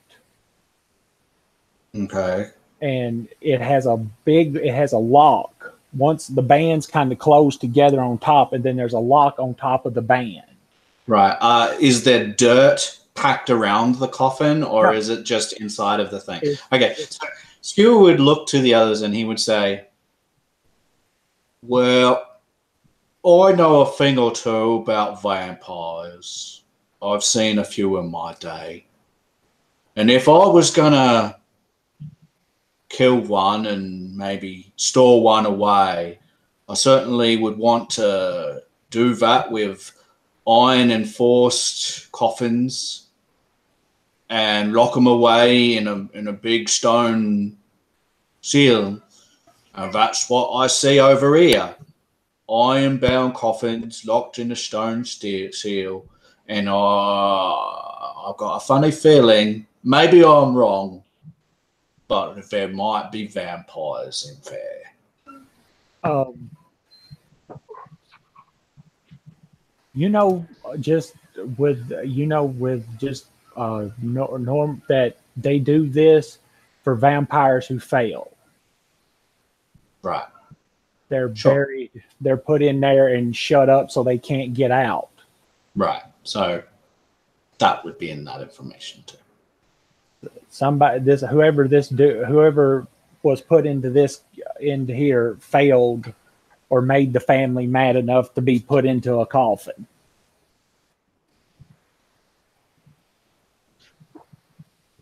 Perhaps we should let him out. That's not safe.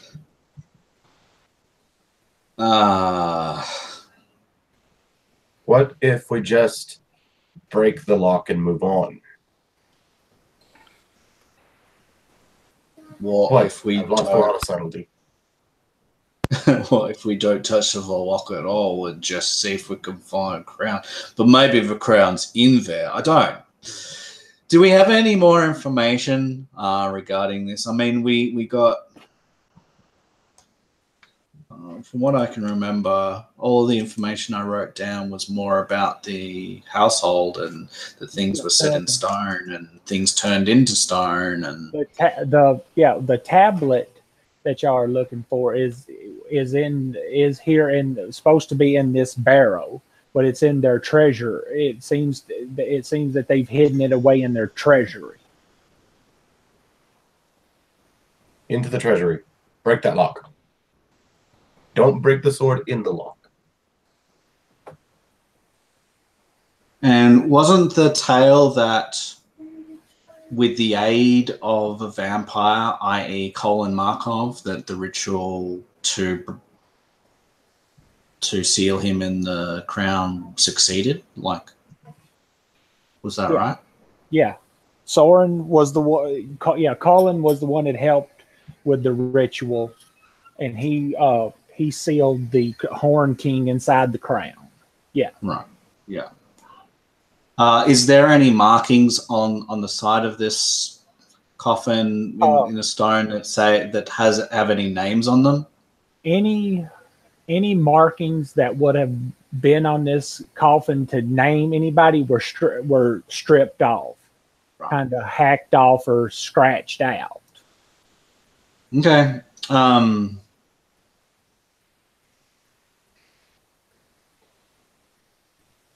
Skewer's turning around, looking at the others, seeing what the others have to say.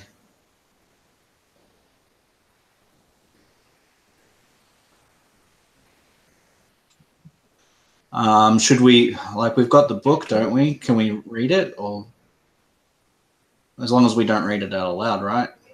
Right. Would it have anything about this room in there?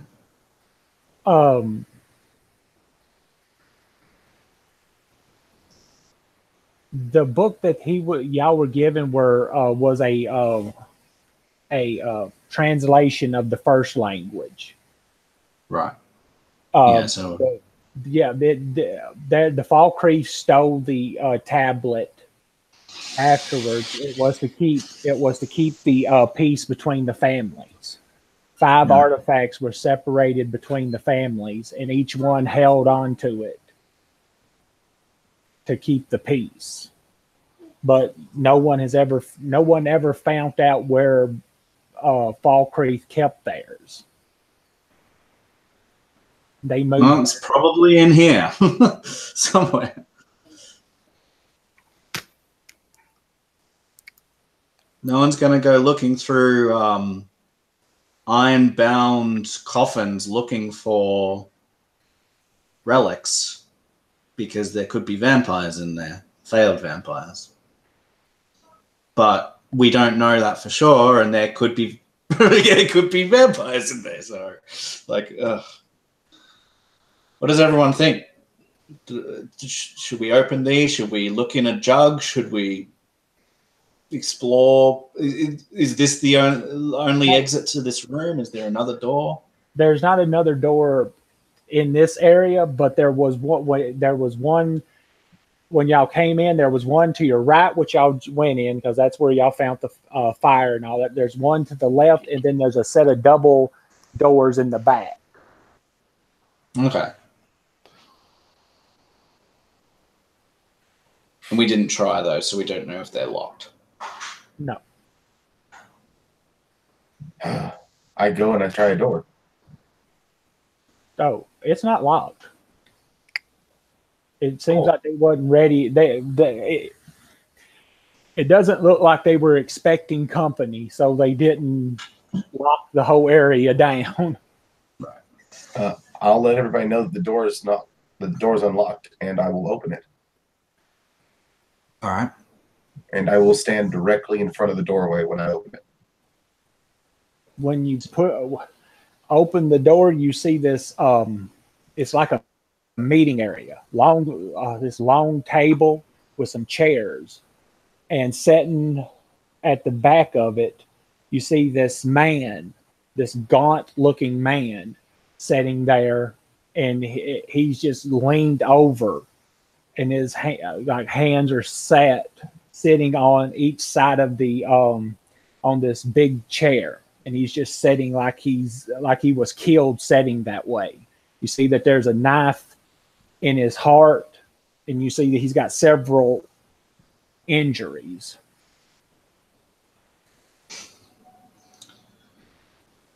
Stu I will relay that. Yep. Cool. Stu would go and look in the man's mouth and see if he's got fangs.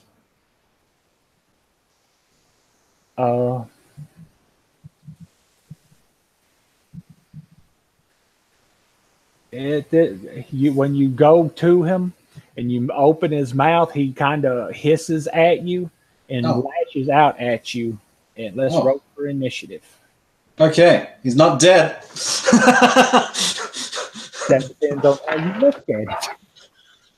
Okay, so he's yes. All right. One way to find out: go and just open his mouth. Yeah, he doesn't. Things don't like their mouth messed with. I'll remember that. Oh God, I've rolled terribly.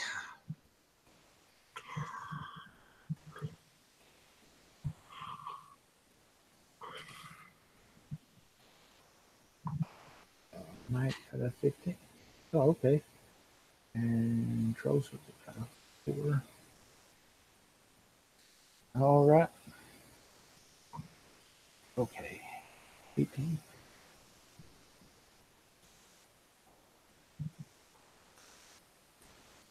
All right. Where is everybody everybody at now? before the mouth moving and all that, where would everybody be? I would have walked up next to Silver. Okay. So I am just inside the doorway at this end of the table rather than the other end. Okay. Yeah, that's kind of what I'm thinking too, just inside the room. All right. So, all right, Enoch, you and you see Skewer push down this body's mouth, and it lashes out at him, hitting his pike. It's your turn. You have the initiative. Talk to him. How long is the table? About 8 feet. So I think I'm going to kind of drop the key sword cleverly off of the feet of Mr. Silver, and then jump up on the table, and I'm going to fire off 2 of my shots, my Radiant Sun bolts, at this guy. We like attacking things, don't we? I mean, it definitely attacked us first here. The other one was running away. So I got a 15 and a 14. They both hit. All right. Oh, my martial arts dice went up. Huzzah. So I will do 9 damage with the first one and 7 damage with the second one. It is radiant damage.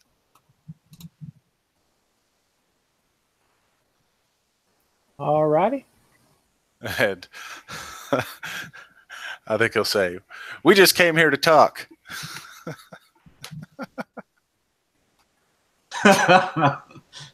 You know what? Yeah. I always say I always have an axe called diplomacy, and I always open up with diplomacy. So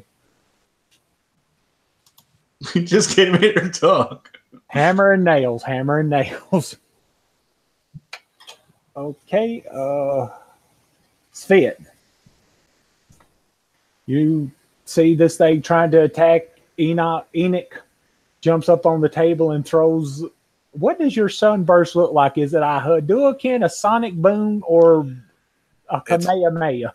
It's definitely more like a sonic boom, but it's kind of like he is open palm throwing punches, but as his swings come all the way through, these almost like comet shaped with a tail and everything come flying off, and when they impact, they just kind of hit and then explode almost like a firework. Okay. A very small one, but I don't know. 9 and 7 damage. That is not a small firework.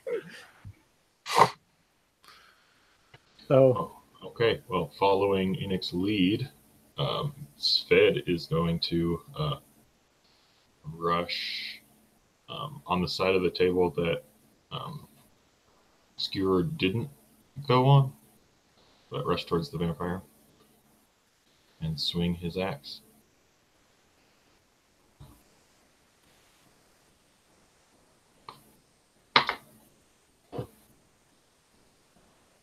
For 14.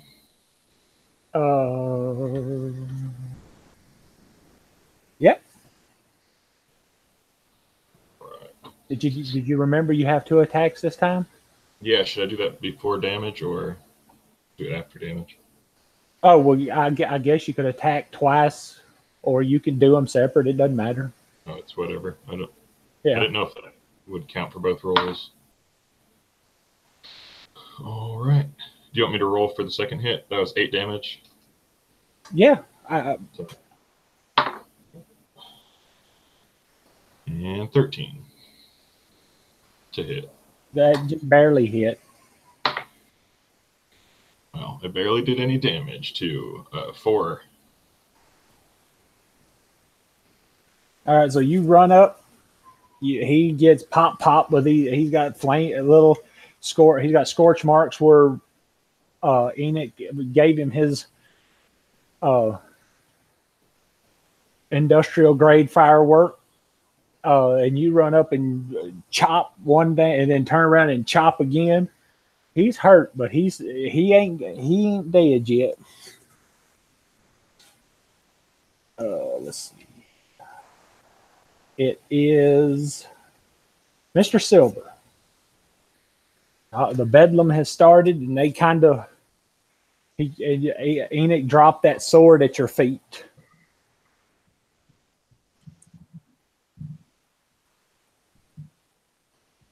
Is that sword silver? Yeah, it's kind of like it's two types of silver, one darker, Perfect, and one kind of lighter together. cool. I'm gonna pick up that sword. I'm gonna come down the table, and literally, I'm not even trying to damage it. I'm just trying to set it up against its skin, and I'm going to attempt to intimidate it. Look, you have the blade through your chest. You have everybody in here is surrounding you. You don't stand a chance, and I'm having a bad day. Stop it.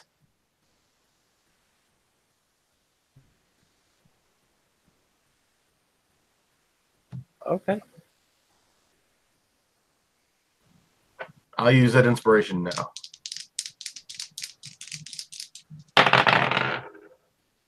It's an 18. Okay. You talk to it, and but you don't see it register. It doesn't seem sentient. Like you're sitting there talking to it, but it doesn't seem like it registers fear. It knows it's being damaged, but it's not registering it. Cool. Well, that's my turn then. That's all my actions. Okay. Not Mr. Silver. Skewer, I need you to roll a. No, wait. Never mind. That wasn't. No. Try to. Hey, okay, he's going to lash out with his claw at Mr. Silver since he's started trying to press and. At Mr. Go ahead. Silver. Yeah, I just came up to him and placed the bite on him and just started basically shouting in his face, and he doesn't understand what I'm saying. Okay. Righto. AC 16. No, he lashes and tears off some of the bark. Roll me a D8. 3. Yeah, and when he goes forward to slash at you, he pushes the sword onto him. Hilarious.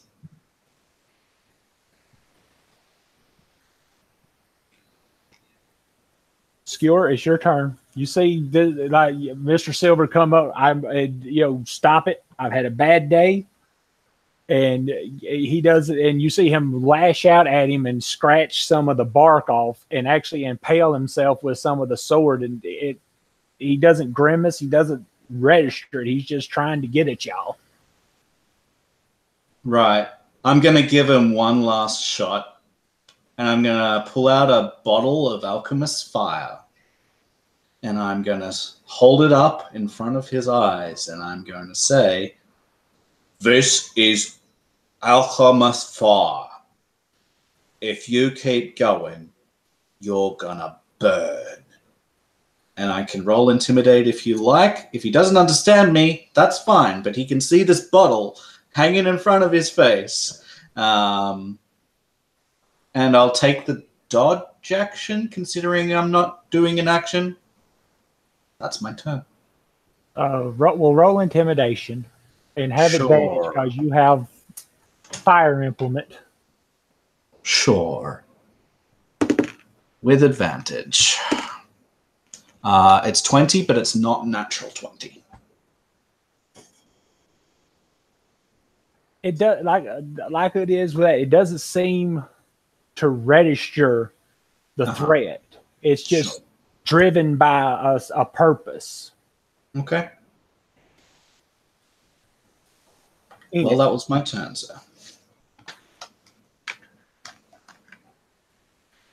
Everybody you're saying that you're seeing Mr. Silver and Skewer trying to, scare it, but it doesn't seem like it's being scared. It's driven for one purpose. Can I?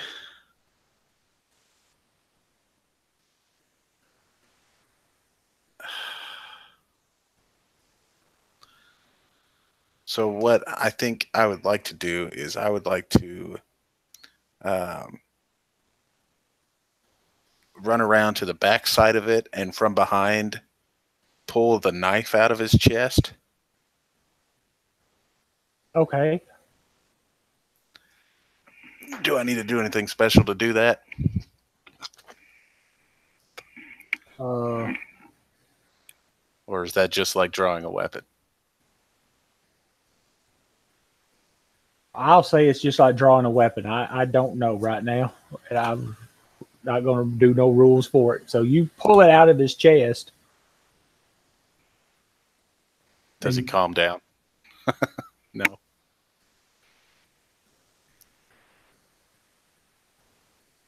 No, it doesn't seem like he calms down. He's still full of spite. But when you pull it out, he kind of grimaces and then he kind of looks towards you. It's like he's taking whoever does damage and then that becomes his target.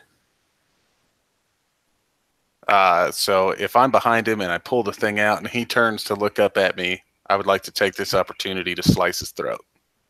Okay, go for it.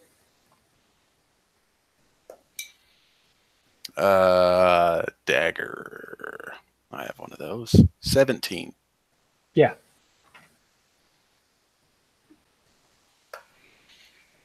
What, dagger's a D4, is that right? Yeah. So that would be 6 damage. How you want to do it? I think pretty much just kind of like I said, he turns around and looks up at me. And he kind of having the blade part coming down out of his fist, I think he would just take it and go right across this thing's neck. And whatever insides there might be, perhaps they come out. But yeah, I'm just trying to end this thing. Yeah, you stab it in, and then and the tip of the blade hits the back of the chair, and you feel that leverage, and you just start pulling, and you sever the head off, and it kind of falls back, and its tongue starts to wag out as it falls back lifeless. It's a full Metalocalypse death. Yeah. Nice.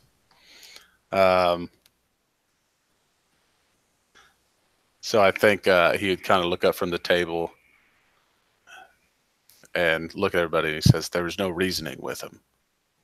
And he kind of put the dagger on the table, and then I think he'd probably start looking around the room to see if there was anything worthwhile in here. Okay, let's see.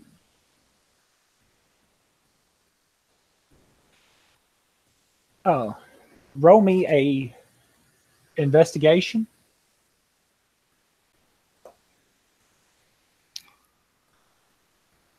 Dice rolls are getting higher, but that negative one is still there. How about a 16? You're looking through the room, but you kind of start with him, and you see wrapped around his neck was a leather cord that kind of fell into his lap, and when you pick it up, you see that there's a key.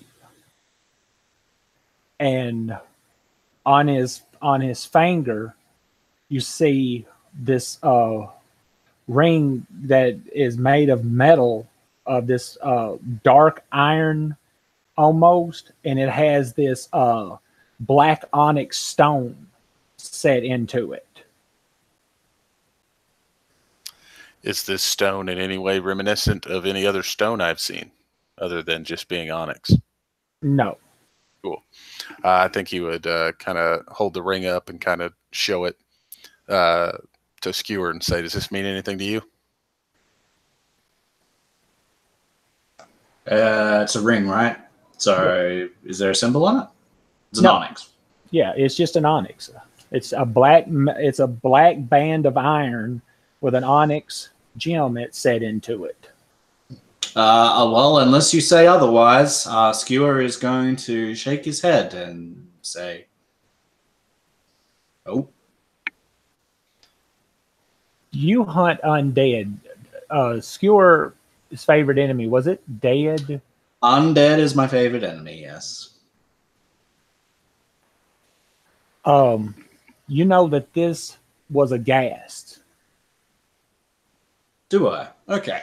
They're placed as watchdogs and guard dogs for barrows by vampires. Right.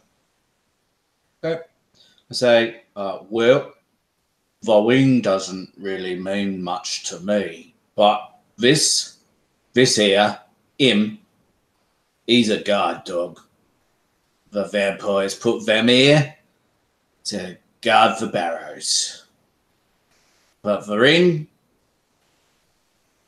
looks black to me. Let's see. Does anybody have Arcana? I think Mr. Silver does, doesn't he?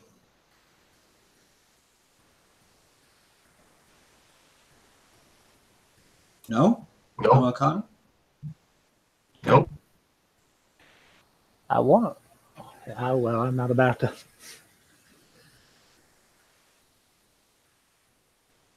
Well, So no. Probably our bard would, but he's not here. sure, yeah.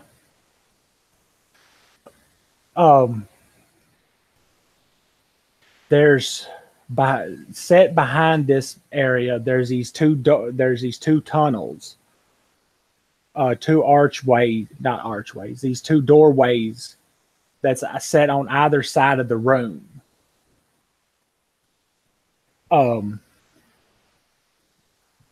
Enoch, you continue searching around, and you find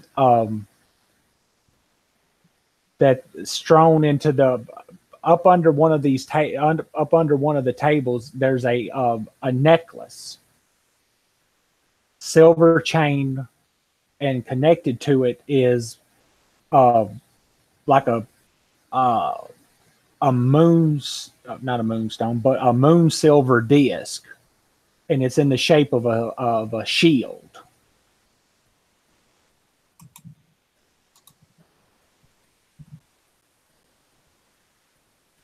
I think he would kind of put it on the table that he found it under, and kind of keep, obviously kind of slamming it down so anybody that might want to investigate further could, but he would keep looking to see if there's any other goodies hidden under chairs or whatever.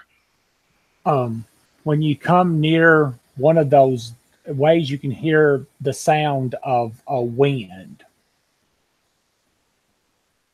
I think I found the way out.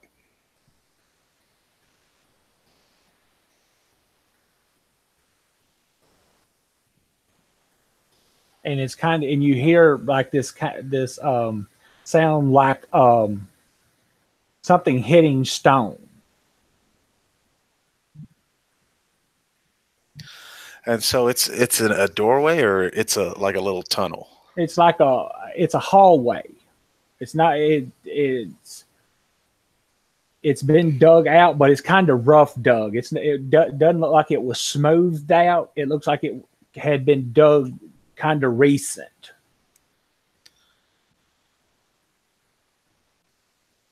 but there's one on each side. And when you look into, you can look as far as that light goes, and it looks like somebody has burrowed in.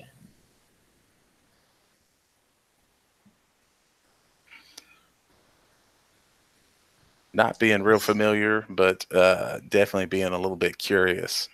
I think Enoch might start down this hallway.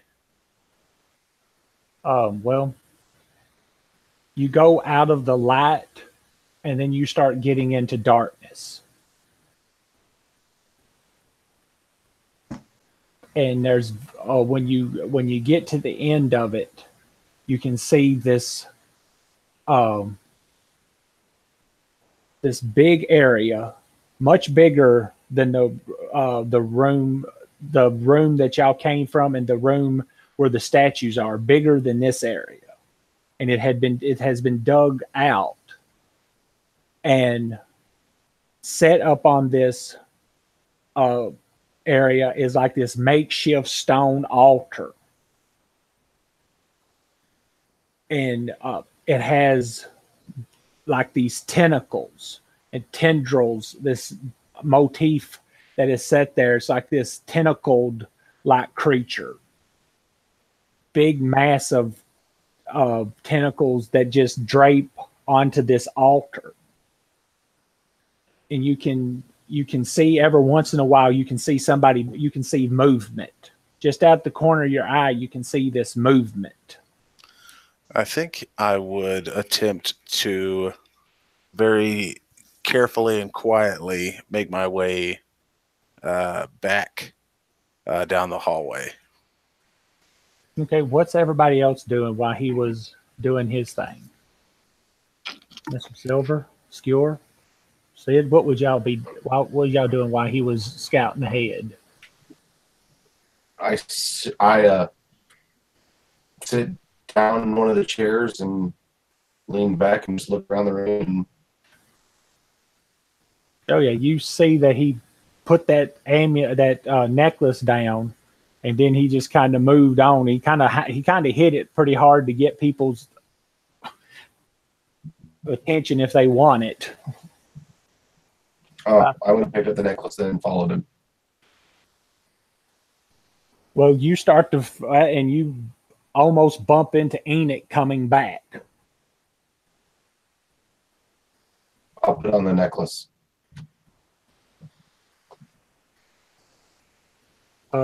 So not that way? There's something down the other end. It's got this big. Well, I don't know the best way to describe it, but the reason I came back is because I think there's someone else in there.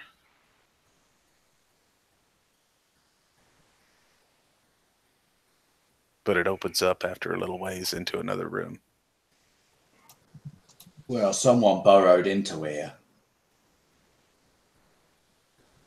Someone is after something or already has something from here. It's probably either still getting it or is on their way out. I think we need to stop them, or else we might not get what we came here for, because they're probably after the same thing, knowing our luck anyway.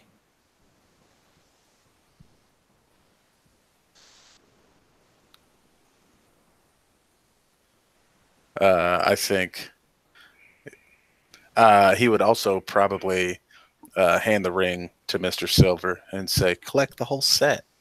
And then get the orb and use the command word, or at least get over kind of into the hole and wait for everybody to sort of prepare themselves, and then use the command word to turn off the orb.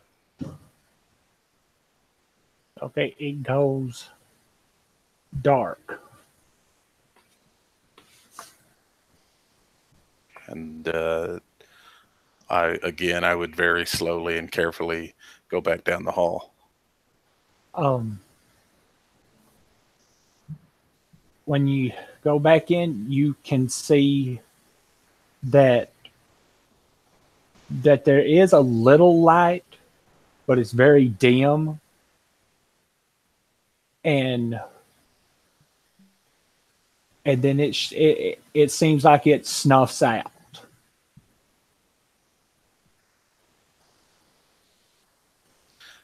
I think at this point I would try and be less stealthy and try and hurry to get through. And right as I'm about to come out the other side of the hall, I would speak the command word and send the orb kind of into the room so that when I jumped out, I'd be able to see what was around me. Okay, where the altar was, or back to where y'all were at? Where the altar was. Okay, so when you speak the command word and send it scooting across there, it lights up this area, and there's another one of these gaunt men, but this one is in leather, and his hair is kind of pulled back. And when the light flares up, he kind of hisses a little and covers his eyes a moment. But then you see it. He moves it away. You made a bad choice coming here. You will be added to the master's collection. It's like, whoa, we're not trying to be a part of a collection. We're just came looking for something. We'll be on our way. And what would that be? And you can see him kind of walking out a little further into the room, and sort of stalling for time, trying to let the others come through. And he says, well, we've been down here for a little bit, and we found this cave and then the crack in the wall, and my curious spirit, it just kind of took over, and we came through, and the guy in the last room, he was talking to us about a ring that he had, and he seemed pretty upset, but he told us to come down this way. Roll deception.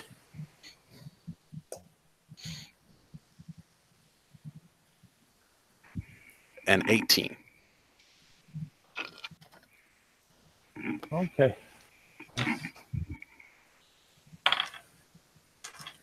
Okay, well. Not a good day to roll a 1 today.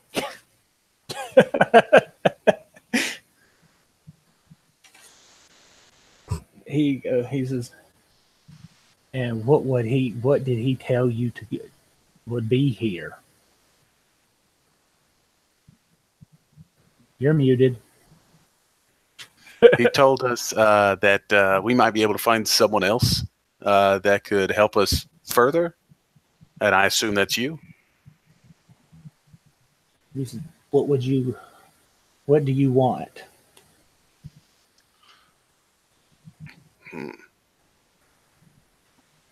Tell us when we get there.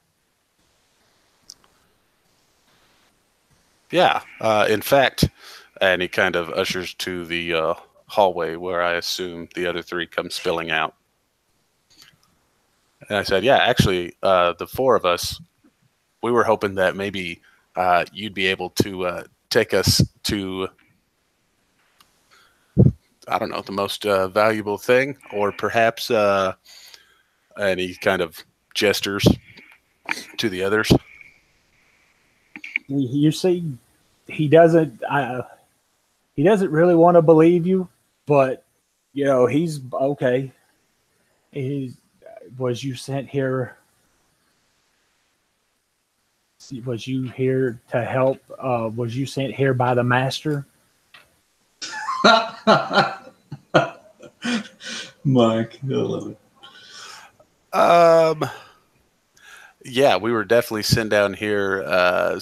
Somebody told us we needed to come down here. So, I'll be honest with you, the person, I didn't know them very long. So it's probably the same guy. Okay, I think I need a deception, but I'm going to. Could I talk you into a persuasion? Yes, we'll go persuasion with disadvantage. Oh. Dun, dun, dun, dun, dun, dun. With disadvantage, that is a 9.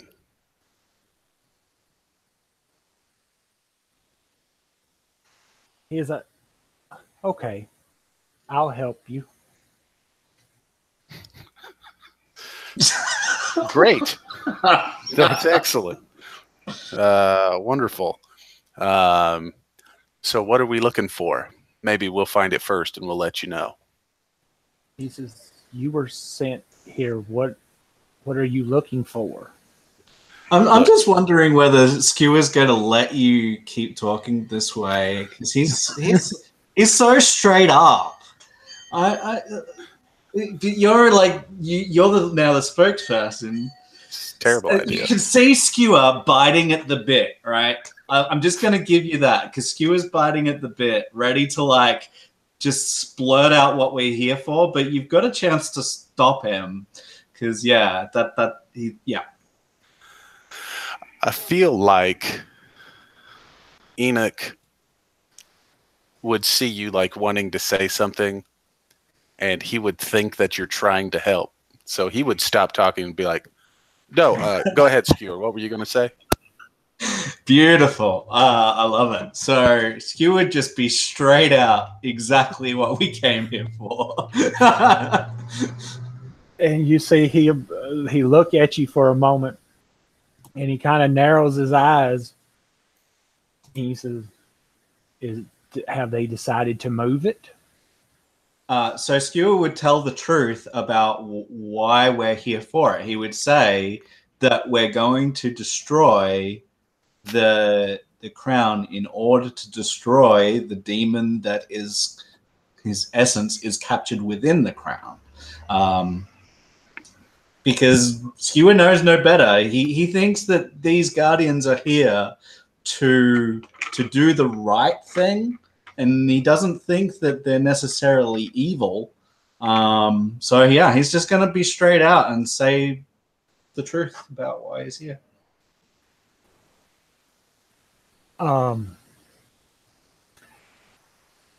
Okay. He takes a moment. He's come. I'll take you to the. Then we got to go to the. We'll have to go to the catacomb. Okay. And he leads you through the. He leads you into this area. I'd like to hear what everyone else is thinking, since he had just a brilliant idea about what he was saying, like this deception, and then Skewer's just blurt out the absolute truth, and then the guy's just like, "Yeah, just come with me." Just like, I don't know. Let's just go. I follow right behind him. Cool. When he says we need to go to the catacomb, can I insight that? Sure.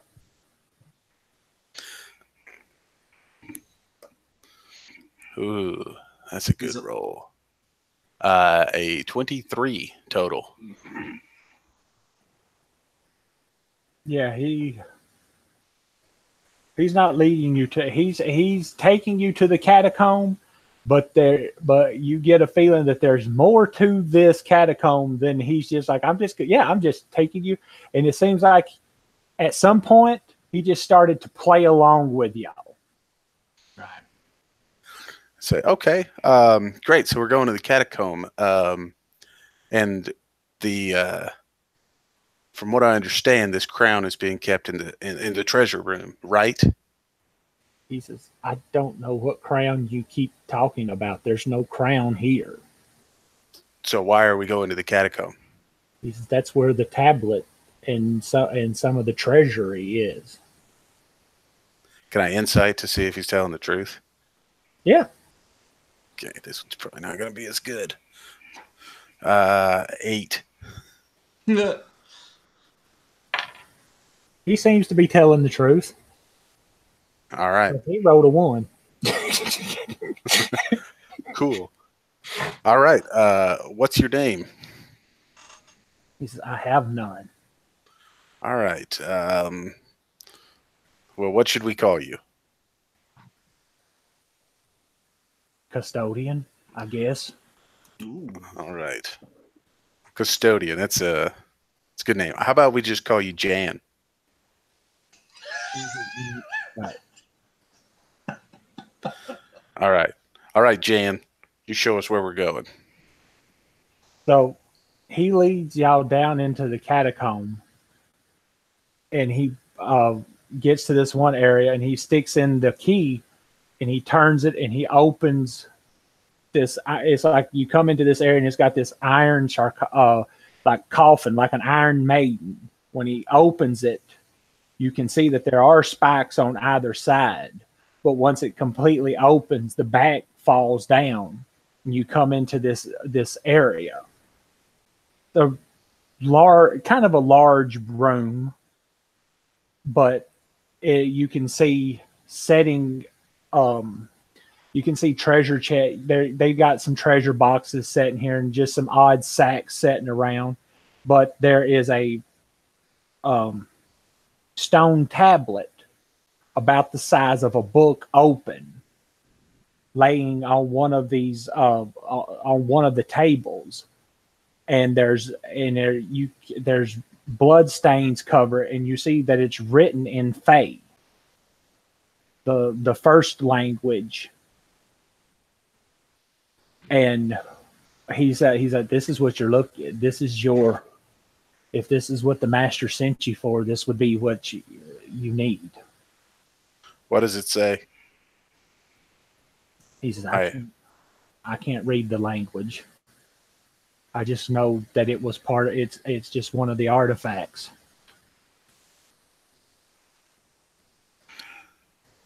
Would it be better not to speak the words, though, out aloud? Maybe read them first and see if they're dangerous, and then read them out aloud if you don't think they're dangerous? Yeah, I think he kind of turns to Silver. Says, you can read this, right? I lost everything that I gained from being attached. There's no way that's possible. In fact, I'm feeling really tired. I haven't slept in about 15 years.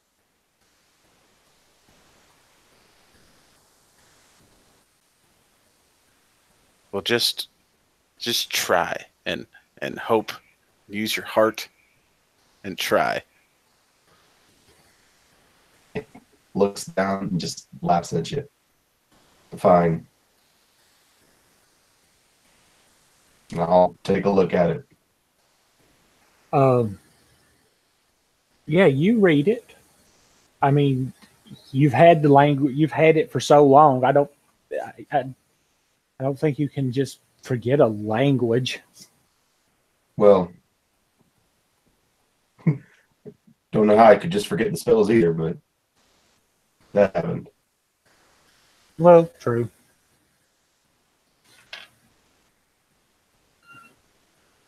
So, and he turns and leaves you. He turns to leave you. Jan, excuse me. Yes.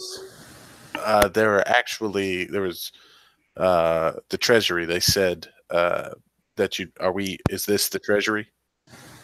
He says that depends on which treasury you're talking about. Is there a? Well, let us look around for a moment, and then perhaps we'll let you go on your way. He groans and just walks out. I'll be waiting. Okay. Well, pinned around a like a bust of a kind of like a wrestler is this big, thick leather belt that has a face imprinted into it. He looks kind of it looks kind of oafish. The face looks kind of oafish, almost like Neanderthal looking. But the belt is just really thick leather. It's got metal studs all the way around it. You also find a black cloak that when you pick it up, it kind of looks like it has the inseams of like maybe wings, like bat wings. Like it's black with a silver thread, but it looks like wings. I think that Enoch sees these as opportunities for Mr. Silver to accessorize. And the first thing he would do is probably take the cloak and kind of put it over his shoulder and kind of pass it over to him and then try and figure out this belt. He's only worked a belt from one side. He's not real sure how to deal with it from the front. I'll put it on myself then. The oath belt and cloak and this silver necklace and that double silver sword. I'm rocking it. And the ring. And there's that ring you gave me. That's right. That I forgot to say I passed on. You are all blinged out. So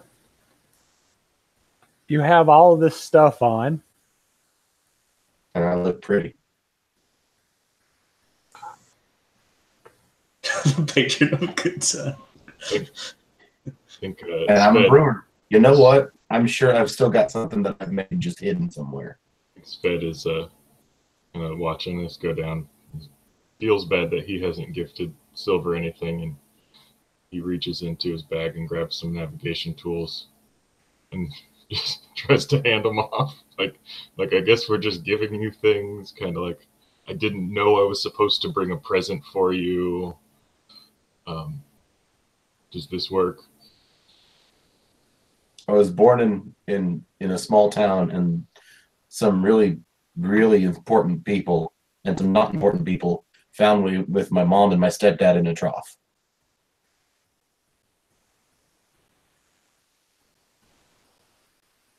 Oh, that's a bit of Came from a long way away. Yep. But they all brought me gifts. And then this kid showed up and he played the drum, but instead gave me a shawm. Knee Been playing the symbols. shawm ever since. Oh. Is Silver hallucinating because he hasn't slept in 15 years? Yeah, he is freaking loopy. Oh man, wouldn't that be like that would kind of be bad to, you don't have to sleep and then it's just like all of a sudden sleep hitting you and now all That's how I should have role played this. As soon as it went away, I fell asleep. It will be the next quest. Go awake the sleeping prince man. He's been asleep for 15 years.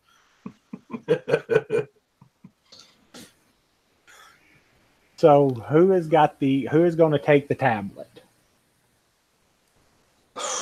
Sure, I've got everything else. It's really big though, right? Like, and it's stone, so I'm assuming that thing's pretty heavy. Well, it's as big as like if you was to open a book. It's about as big as that. Okay. It's not it, enough. yeah, it's not going to take 5 people to carry this. Right. Yeah. Okay. Sure. Yeah. I mean, Mr. Silver's got everything else, and you said that he could read it. Did we decide on that? Yeah. Yeah. So what does it? What does he read? Before he reads it out, what does he actually see? Well, just reading to himself, he reads, "The defiler come, the defiler be taken, chains hold you, body taken, dust gather, crows fly high, blackness covers the midnight sky." Right. Okay. And having seen that, Mr. Silver, what's your read on whether you want to actually read that out aloud or summarize it, perhaps? Honestly,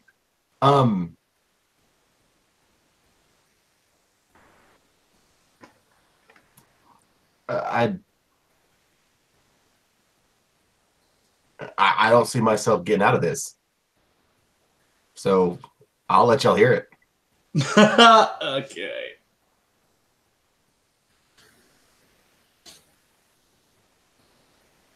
Literally, so that you know, my flaw is that I am disloyal and am concerned with my own well-being first and foremost.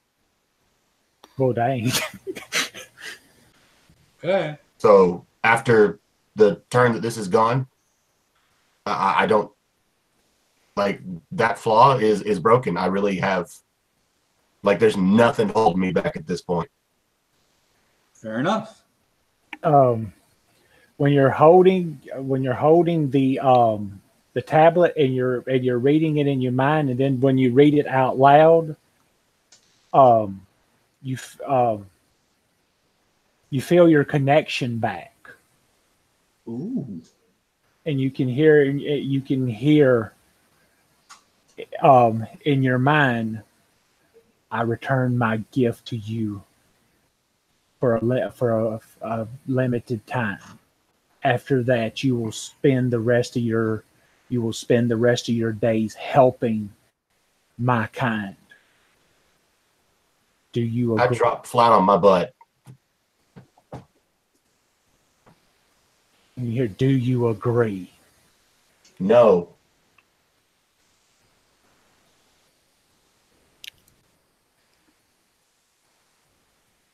Very well. I break the tablet. Oh, God. Nice. Okay. Now you're just Go ahead. I'll do everything I can. You're just toying now. If you wanted me to do something, great. But now you're just wasting my time. I could have done more for you, and I could have already been through this, and we could have made this happen, and I could have had these guys doing anything that you wanted, and instead, you made me sit around and watch. Nobody, you don't hear no more. You don't hear no more talking.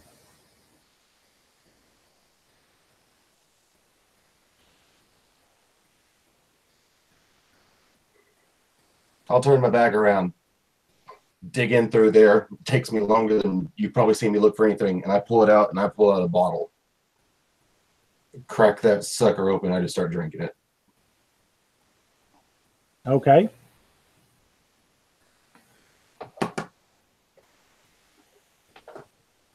I look up at y'all and go, yeah. So now you know.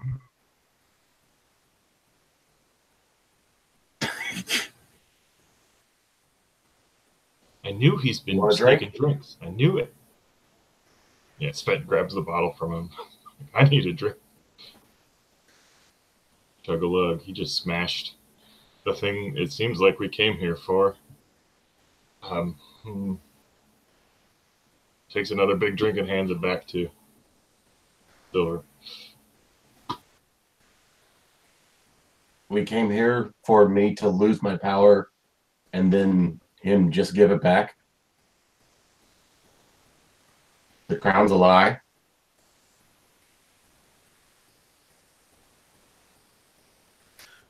That seems a little self-centric, don't you think? Everything that we've done so far has been about this. What do you mean? Where's this crown? You're supposed to It use the just tablet turns to out- get it? Well, can't do it now. Right. Because it's something you did, right? Yeah.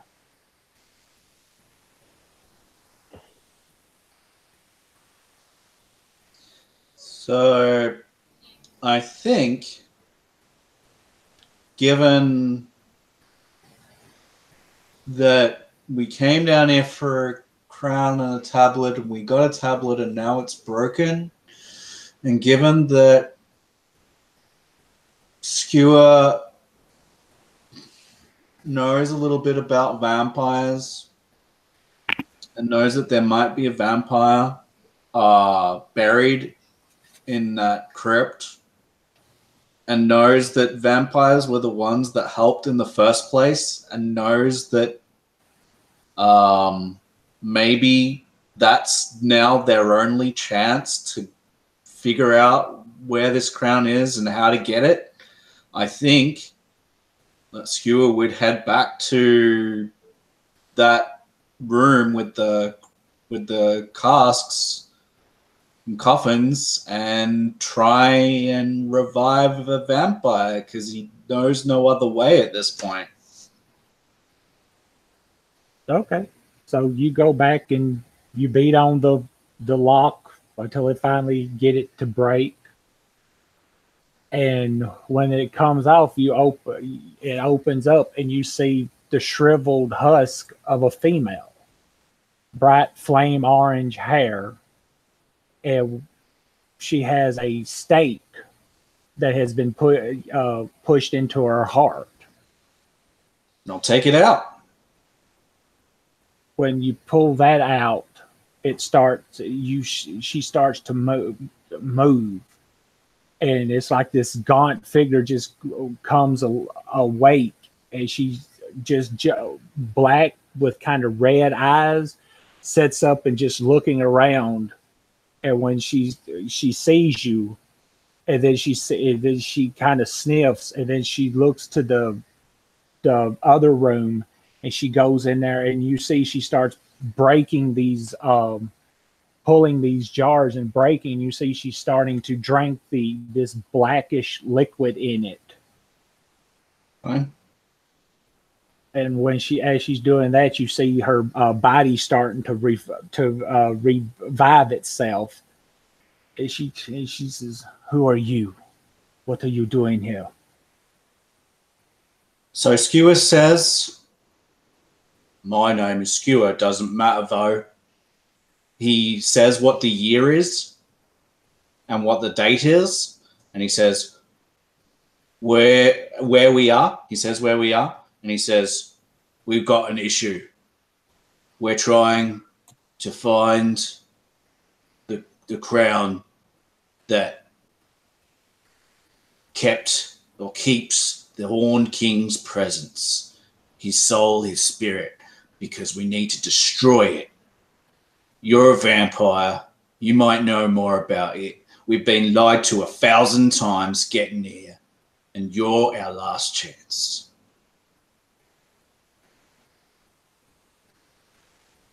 Is the tablet still here? Well, it's broken, but you can still read it. Who would? If she tries to reason it, but you see she grabs another one of the things, and she says, "Lead the way. Let me see." All right, we'll do so. I bring a female vampire into the room with everybody else. I'm still sitting in front of the book and tablet, and I'm finally finishing it off, this wine. She looks and she says, "Did you read it?" Out loud and everything. She says, "Then he's already knows you have it." I really hope you have really very good memory, or you can paste it back together. Because if you can't remember the incantation, you're bringing hell down on you. I'm pretty sure that has already happened word for word.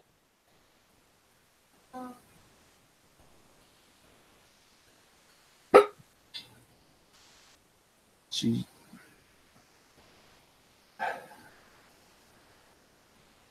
says, I would leave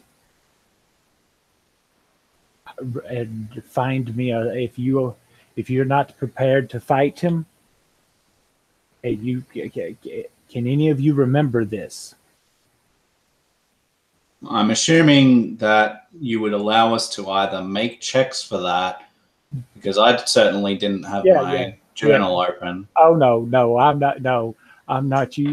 Yeah, we'll do checks. I'm not go because I couldn't remember it and I said it. Right. Sure. Well, I'm happy to roll a check now and then actually can like if we succeed on a check, can we say that we remember it? Yeah. Or do we have to write it down and No. If Right. you roll the check and if you you remember it. Right. I'm guessing it's a straight intelligence. Yeah. All right. Well, I'm assuming that more than one person is going to roll this check because Skewer is not the right person for this. He got a 12. It's not bad. Oh, it's a 19 on the dice. It's a Nice. 19 total.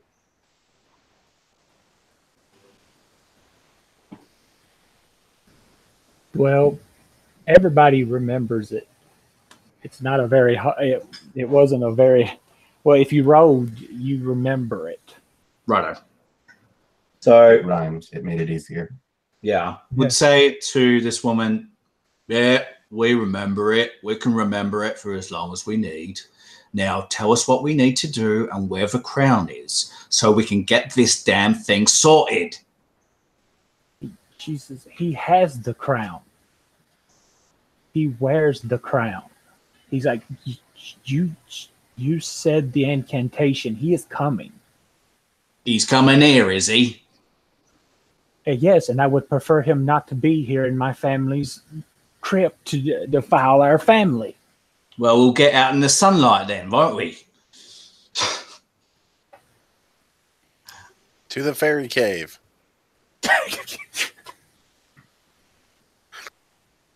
Yes, let's mess the fairy cave up more. They need it. Those assholes. But it might help us. Horned King versus patron patron spirit. Cool. Yeah. So I think Enoch would be ready to leave. So he would probably begin making his way back the way that they came, trying to head out. Mm-hmm. So, okay. So y'all head out. She doesn't follow you, but the custodian follows you for a little bit. And when y'all What does the custodian think of me resurrecting a vampire? Jan Etor. do what? Jan Etor. Johnny tour. That's his name. Yeah. Oh. Jan Etor. Oh, okay. Janitor. Okay. I was trying to figure that out. Yeah, what the heck? Okay.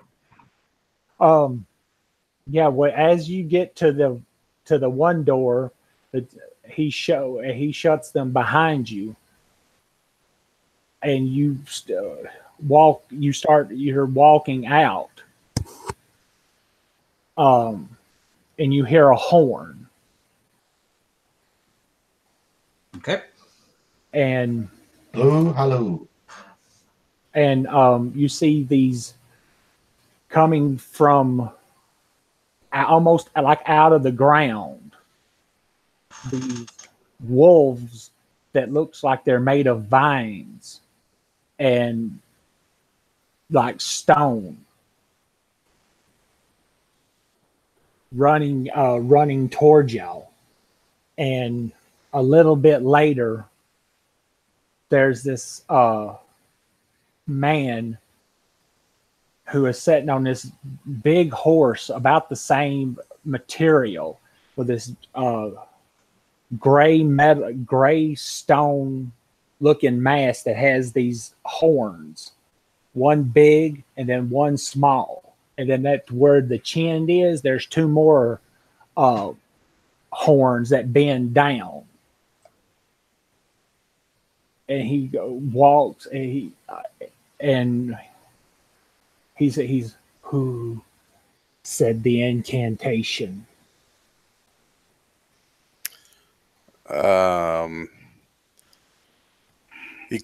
Enoch kind of turns and looks at Mr. Silver. He turns back and he says, "I did." Mrs. was like, I did. and I'm waving though. I'm like, Skewer's like, we did. Then you die. You first. Very, very, very 90s action movie. you first. You, Come back. I love it. sir, you have the epic inspiration. Just because whatever, you have the epic inspiration. This inspiration is better than the other inspiration.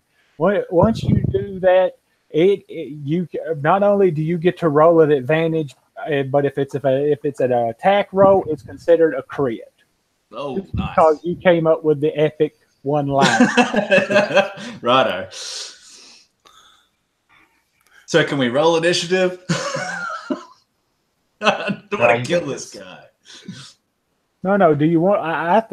Or we could talk. I mean, I think he's up to par. Well, we could talk. Yeah, I mean, you know.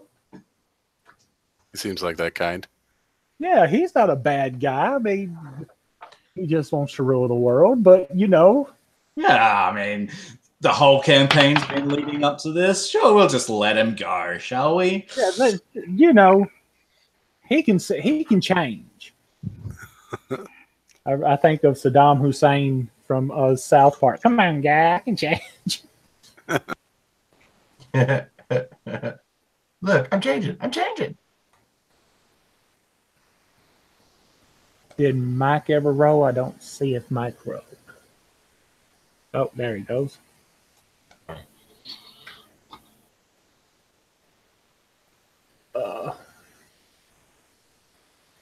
Okay.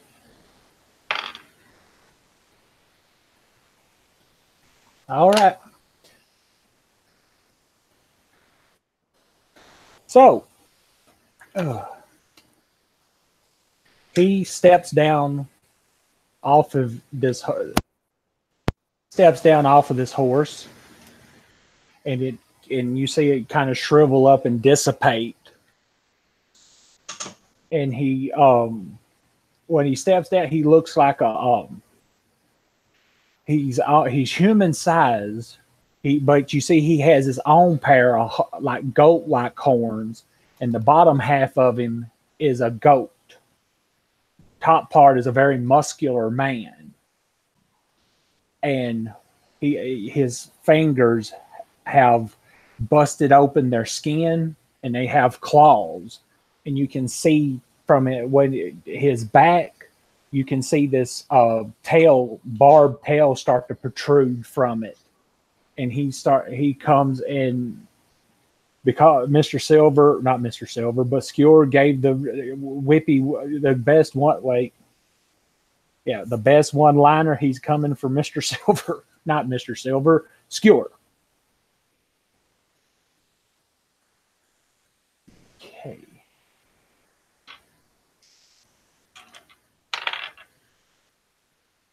I don't think he.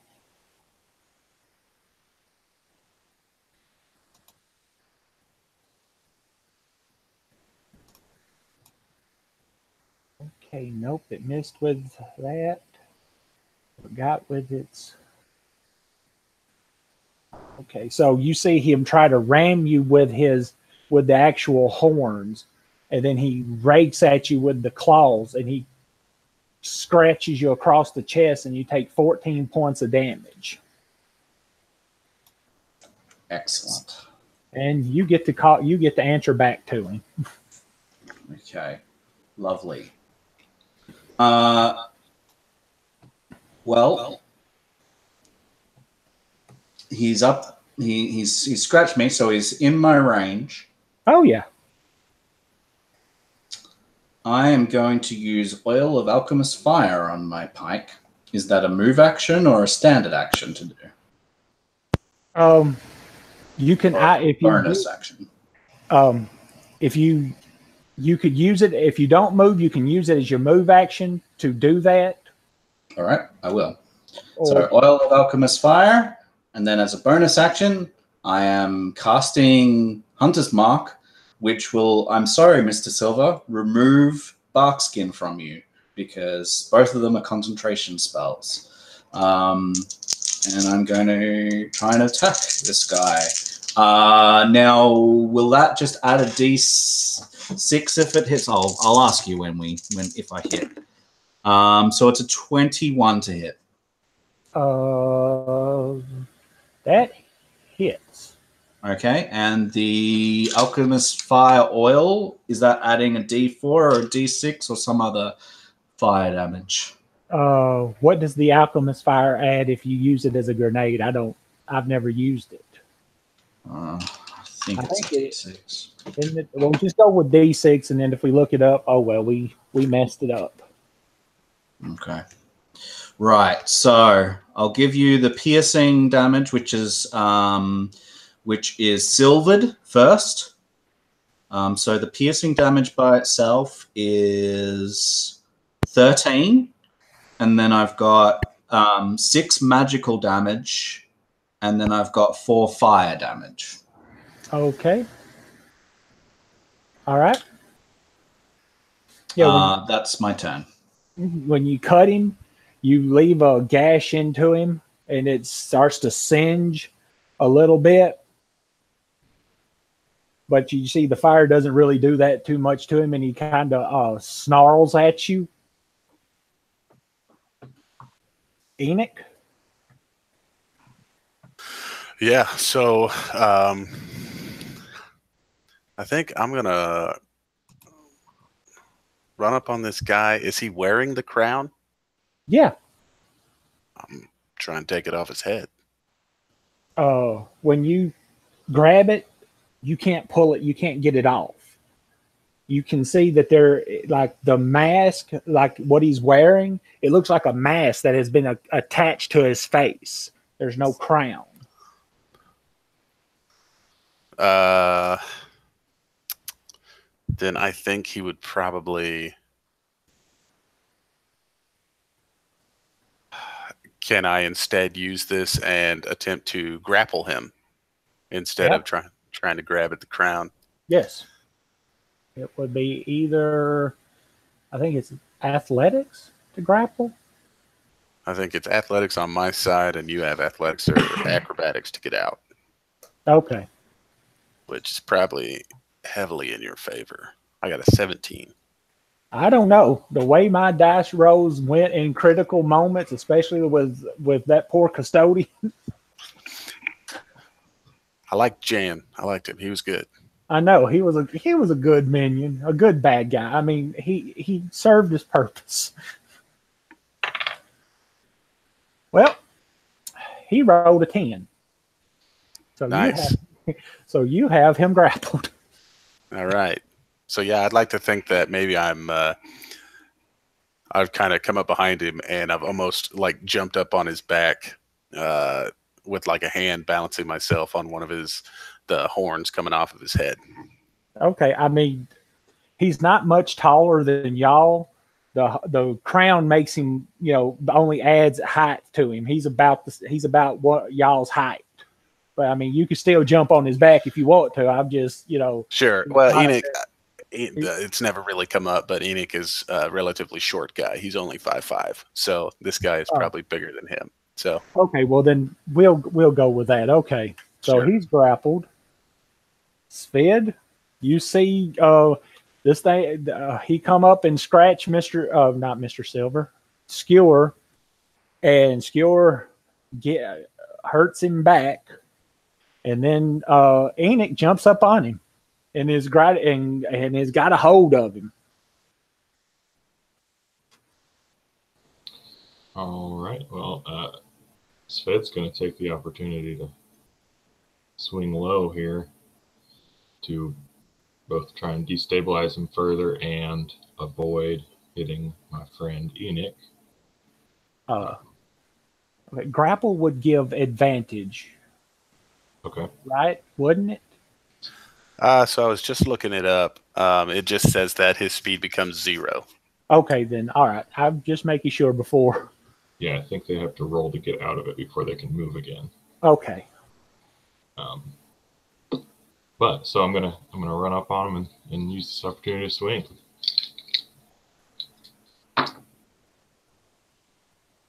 Rolled a 14.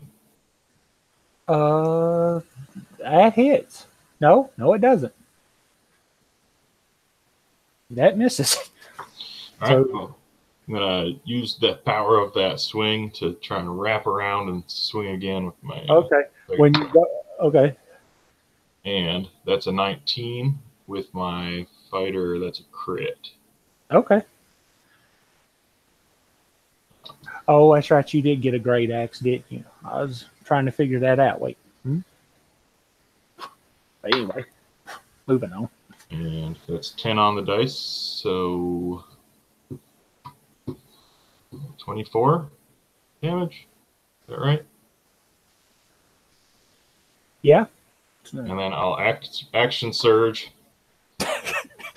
Just like pumped up by this powerful hit. Sved is a little bloodthirsty here. He's going to swing again. And he's going to miss drastically. You get to attack. Yeah, once you take action surge, you get a whole nother attack. Second attack. Yeah, so maybe this will work out the same way. He uses that miss to just power up his next swing. Yeah. You've also got your point of inspiration, right? Oh yeah, everybody did the wacky inflatable. Well, I hit with 17 there, right? Yeah.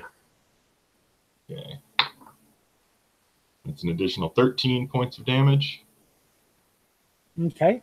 And how does the inspiration work? Do I get another attack? So the inspiration, you can, I mean, honestly, we could just treat that 17 you rolled as you spend your inspiration to re-roll that dice where you missed. Yeah.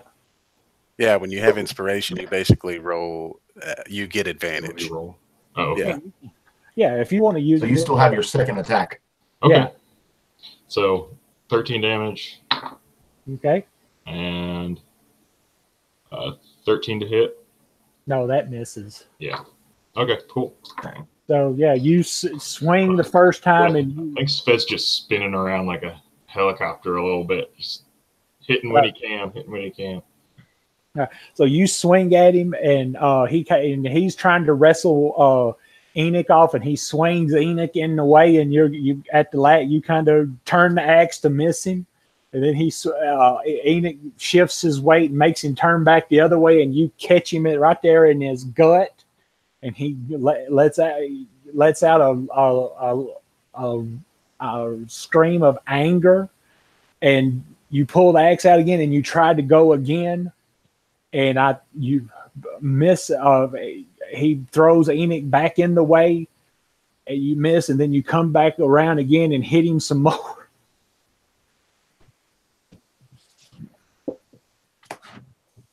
Mr. Silver, you were watching a grand bedlam. Yeah. But I don't know how long you have to be attuned to stuff, but I'm just gonna go ahead at what the time that it took. You feel stronger physically.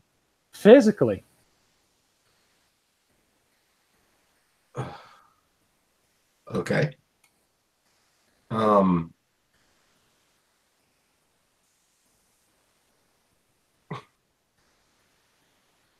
Okay. Then is this thing a light weapon? The sword that I have then? Yes. Oh, well, I'll run up and give that a shot. All right, hold on. Let me. Right, I need to. Okay, whatever your strength is, replace it with a 21, and you get a +5 as the modifier.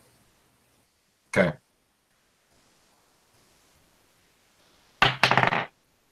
That's a 25 to hit. Yes. What's the damage on this? 1d8. Yeah. Okay.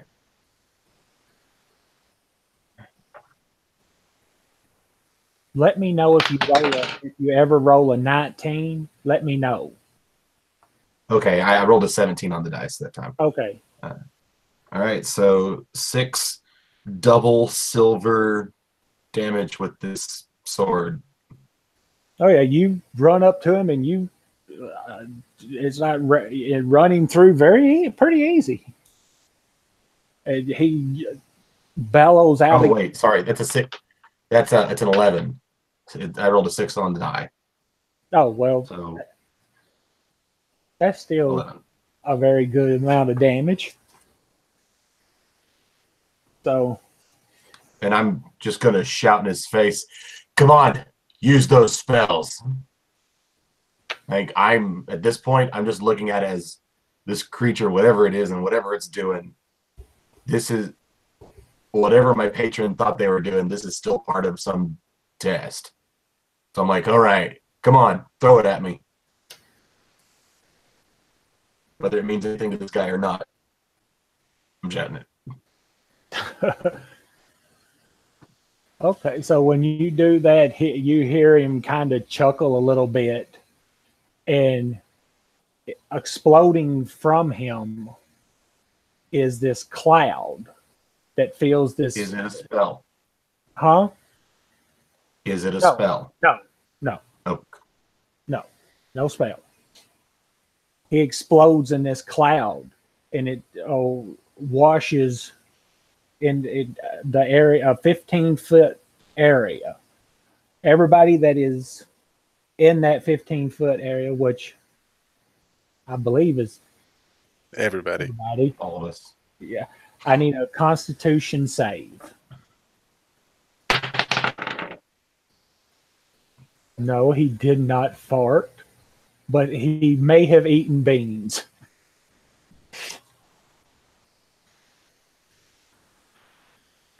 $15. Okay. Okay. Mike, everybody feel this stinging sensation, but y'all are able to fight it off. Sid, you're fighting it off, but you inhale more of it, trying to cough it out, and you're poisoned, and you take 5 poison damage. Uh-huh.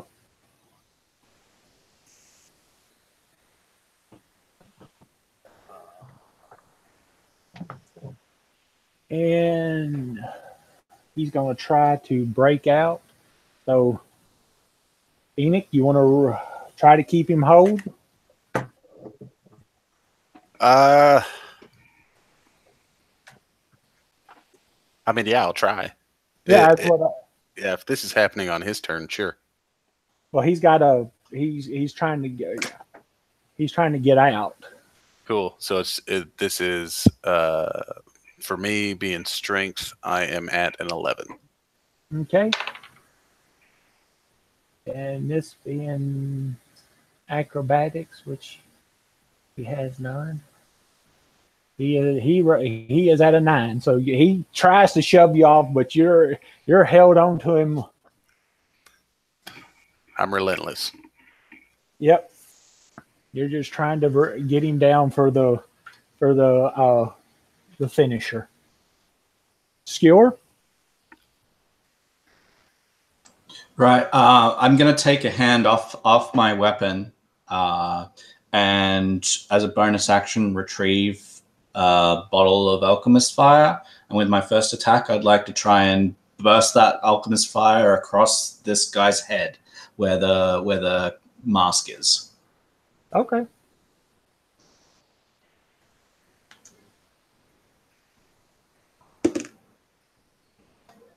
Okay. It's a total of 18 to hit. That hits. Okay. One moment. Alchemist. Now, do I have to try and avoid this? Yes. It's being a splash weapon. Yes. So I would make a dexterity check. I would love to. I guess you would be at disadvantage because you're wrapped up, or you're wrapping someone up. Okay, so this damage does not trigger now. It triggers at the start of this creature's turn, and it will do a D4 at the start of each of its turns, unless he takes an action to try and extinguish it. Oh, okay. So it's basically burst. It's on there, and with my second attack, I'm just going to attack it with my pike, which will be a 23 to hit. Yes. And I'm guessing that the oil only lasted one round, so I'm going to do 8 points of piercing and 3 magic damage to him with my pike. Okay. That's my turn. All right. Enoch? So I think I am going to, since I have position here, I am going to start punching this guy in the side of the head.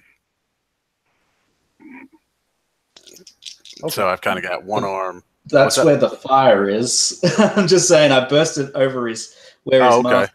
I burst it here, so I got you. Yeah, I was thinking about hitting him like in the side of his head, like on his ear. But I think what might be, you know what? How about we just, since I got him from behind, I will just try and drive my knee a couple of times right into his lower back. Do some kidney shots.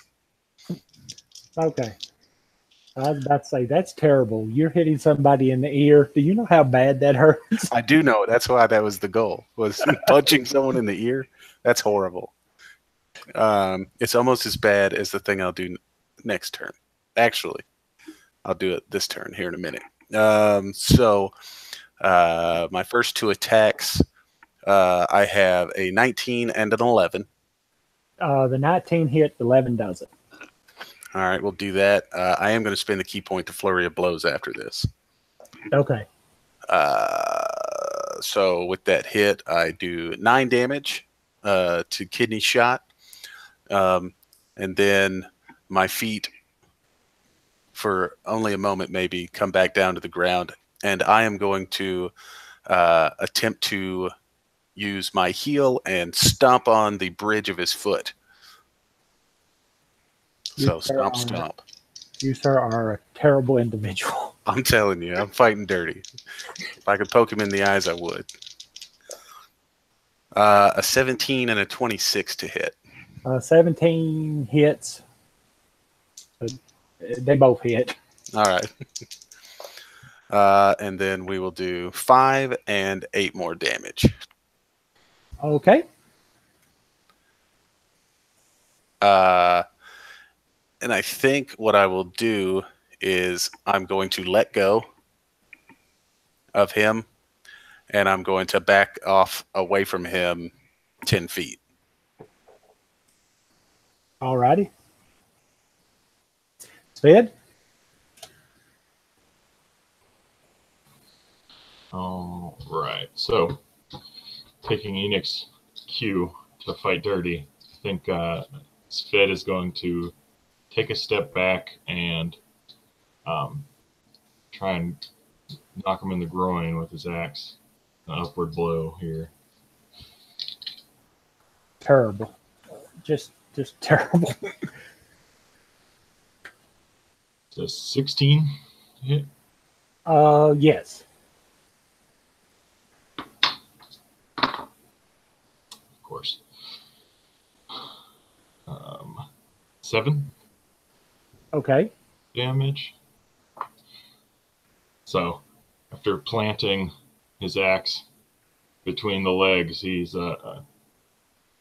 going to attempt to kind of forcefully kick off and pull the axe out, dealing damage with this kick here. And it's oh, sorry, 15. Okay. So yeah, you take his groin out, and he is a man. So he is not in the best of conditions now. Good. I hate him. His legs are kind of wobbly. Well, I got 6 damage there. Okay. He's not looking. He looks injured. He's getting there. Mr. Silver. I'll swing with this thing again. Does it matter if I two-hand it or one-hand it? If you two-hand it, yeah, it'll do D10. If you want to two-hand it. Okay, I'll two-hand it and see what happens.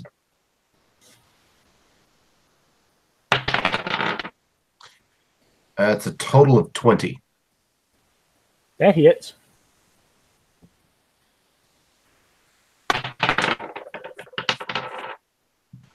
Adds 10 more double silver damage. Alrighty. Yeah, he is starting to get on his last leg, and you see him start to turn to mist, and Is that a spell or a spell-like ability? it would be, I guess, that depends. It's coming from the crown. I think it would be a spell-like ability. It's not naturally. And before he does, right at the start of his turn, he's going to take 4 fire damage from the alchemist fire. Alrighty. So yeah, you see it burn. You see it's marring up the crown, but it doesn't seem to be doing any kind of physical damage to it. Right. And you see him turn to mist, and he goes away. He appears somewhere. He appears maybe 60 feet away from you. 60. And yeah, I think Misty Step is 60. I think. I don't think so. I think Misty Step's 30. Okay, 30. Yeah, I was trying to be. I was giving him more than he needed. So 30 feet away, and you can see that the wounds are starting to heal up.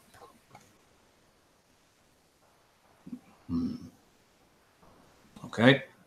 And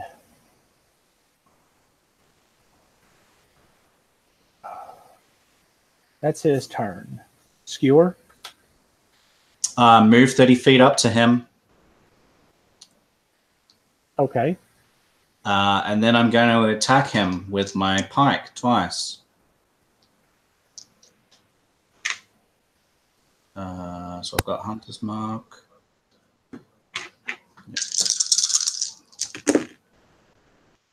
Okay, 25 to hit for 8. So that's 12 physical damage, silvered, and 4 magical damage. With my second attack, it's going to be 23 to hit with 14 silvered physical damage and 1 magical damage. How you want to do it?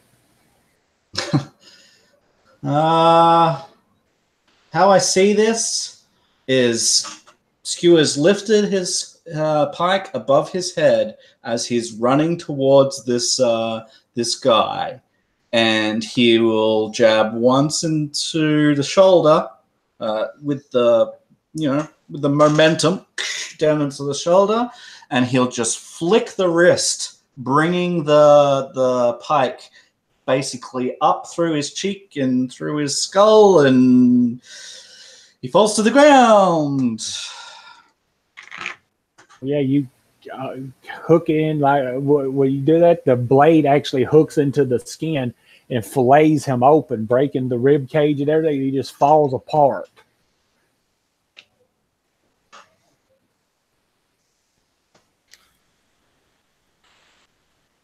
Enoch walks over and stands over him and then says, "Now I see you."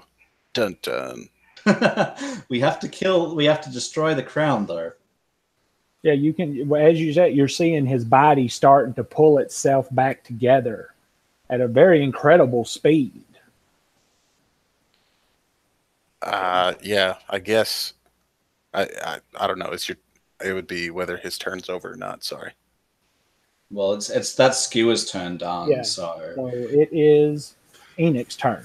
Can Enoch walk up, say a sweet line, and then try and grab the crown? Is it separate from his body?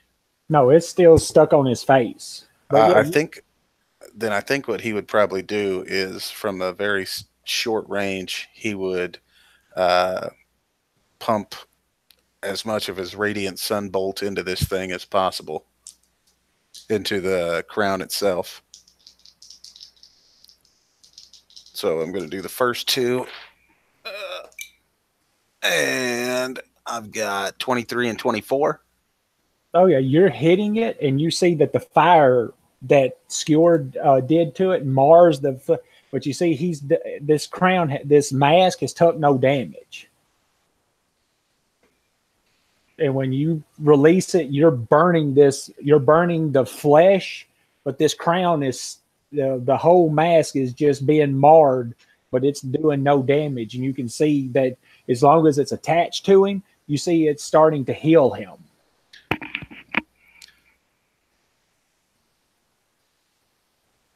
But earlier when I tried to pull it off, it wouldn't move. Right.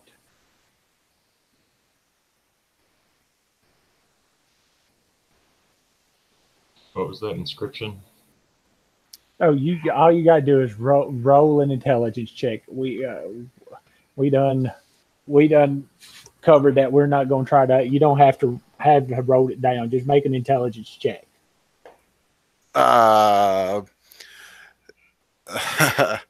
So I rolled, and I was hoping that I wouldn't succeed, but I got a 1. So the idea of even maybe the words, he's just sitting there and he's like, "The Ravens," and he's just like trying to pull the mask and stuff like that, and the moon and the Ravens.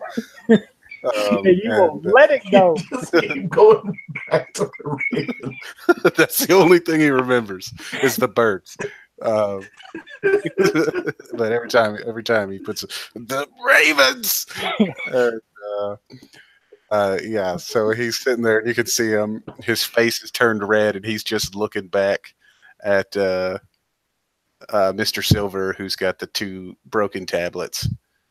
And you can see him just pulling and he's like, "The Ravens." And that's his turn. I see it like I had Kirkpatrick. Okay, Svid. I think Sved's instinct is to separate the head from the body at least, since it's been weakened by fire. So I'm going to move up 30 and use my beautiful new axe as an executioner's axe. Do I get advantage since he's prone? Oh yeah, Okay. I think it's that. that is unconscious technically. Yeah. Well, we'll still go with we'll still go with it being a crit. I have no. All I gotta do is make contact. All right, so I got 17. That hit.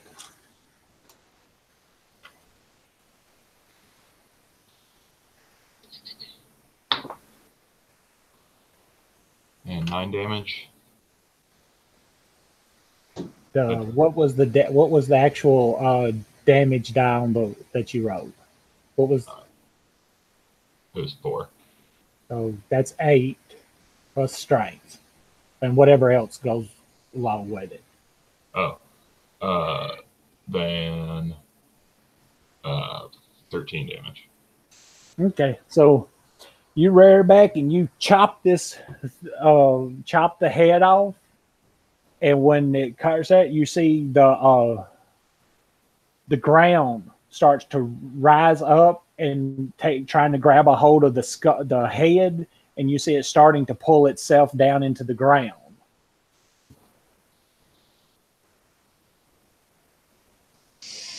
I guess it's Mr. Silver. Do I need to roll again to remember? No. Anything then in the ritual or incantation to help us out here? Well, once if you're reciting what the ritual, you can see that once you're when you start saying it, you can see the crown start shaking, like it's being shocked. I'll keep going. And as you're still saying it, you see it's like it's trying to, and you see it's trying to get itself to go faster into the ground, but it won't. And it keeps going, and then you can feel vines crawling up your legs, and you can feel them like start growing spikes and start to cut into your flesh, but you continue speaking, and you hear it hollering again, and you can hear in your voice, you can hear in your head, power can be yours. Take the mask. The power could be yours. We would wage a war. Floor! We could wage a war on the infernal fae. Since they turned their back on you, you turn your back on them. Just reach You got out. a solid bargain there. I love it. Absolutely, without a doubt. I take that mask.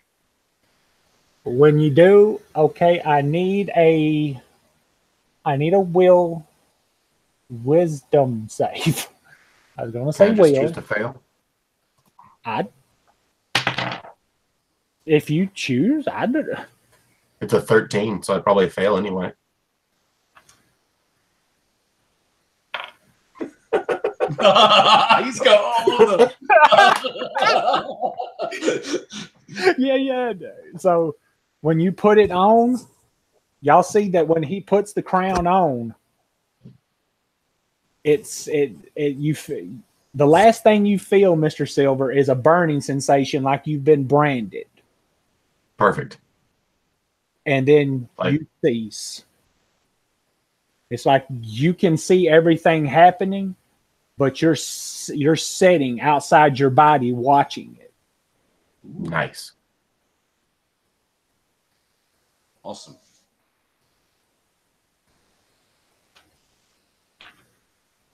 What would you like to do? What would be your last thought?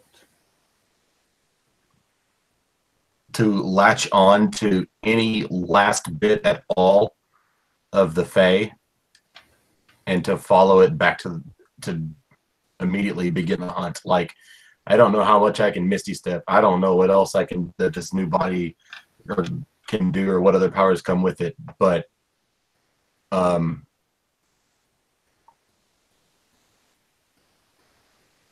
you know what? Let's try it. Oh yeah. So okay, so I want to try a spell, and let's see if I'm curious what happens to you guys. Enthrall. I love it. oh yeah. Just change your patron from being Fae to whatever Infernal would do.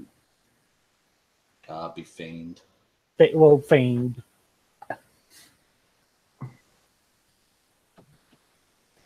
That's fine. It's still.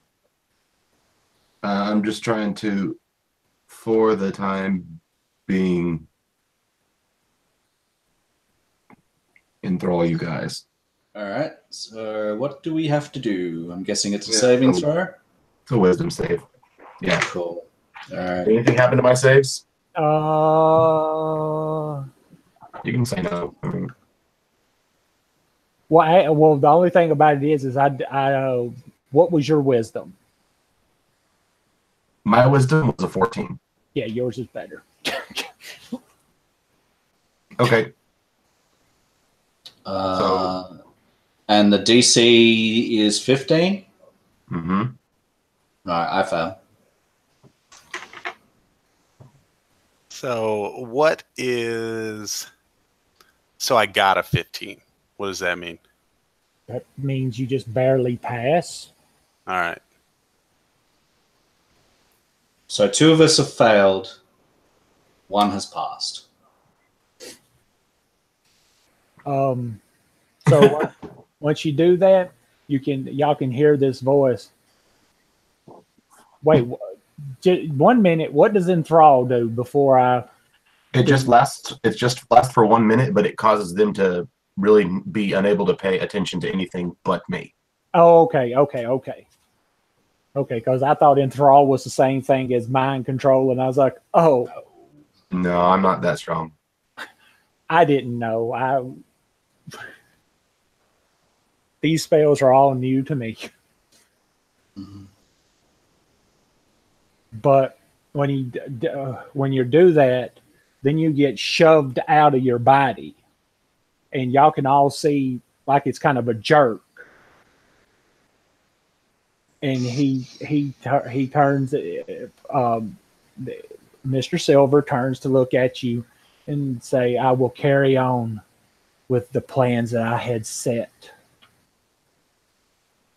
We will work together." And you see him start trying to sink back in the ground. Are y'all going to stop him? Is it Mr. Silver that we still see? You can inside him if you want. I think I would. Okay. Although I just failed. So I'm going to say I'm too enthralled. Oh yeah, yeah. So is Mr. Silver the one who's sucking himself into the ground? Yeah.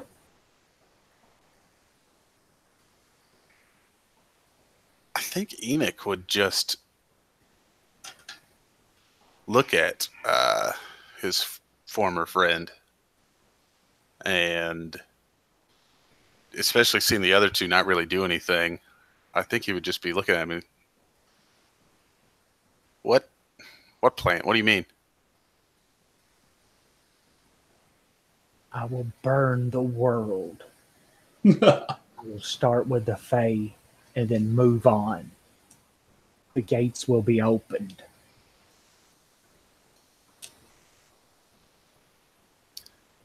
Your friend will be a fitting host. I think that will probably break things. Yeah. Let's see. Let's roll to...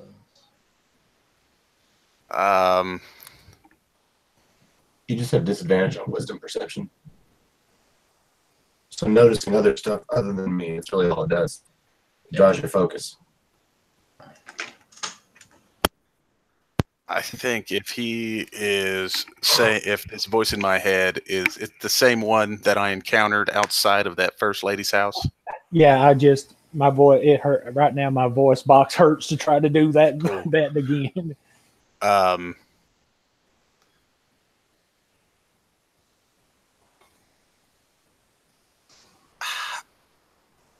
And you can inside him if you want. I don't know that Enoch really knows what to do here. I think Enoch would be probably disappointed, but he would just stand there and watch. I don't think he'd do anything.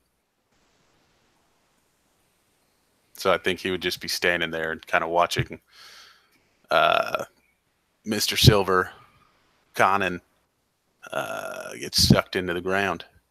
Trollsinger would go over to the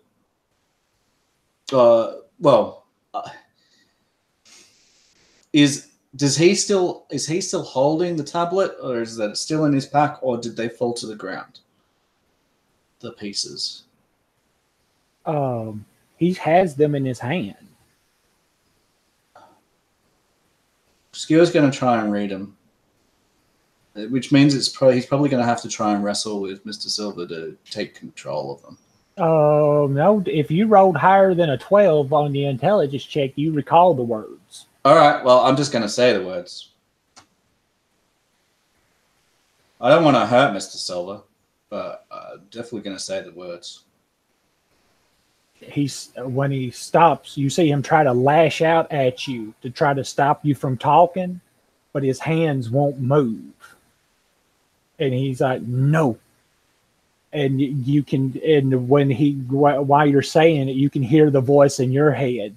The power could be yours. Yeah, I'm afraid, apologies to Mr. Silver, but Skewer's seen and heard a different voice take control of his friend, and he feels that it's it's the demon speaking, and so he's not. Unless, do I have to roll a save to fend it off, or do I just get to choose? And this is a thing too. I don't want to ruin Jim's moment as a character either. So, do we have a character? We have a character. This is up to.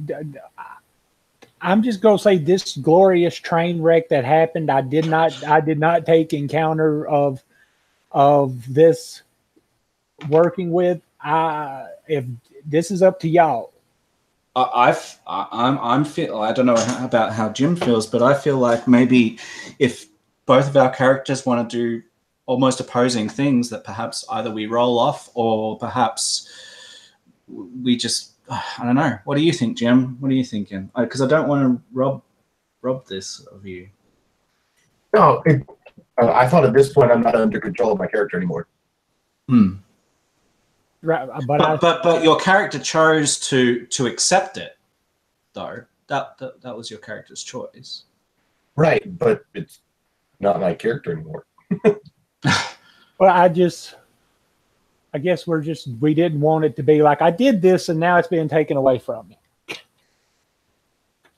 Yeah. The way Trollsinger wants to kill the demon. So yeah, and you constantly hear him in there talking that it could be yours. Anything, the vampires, all that you wanted to do.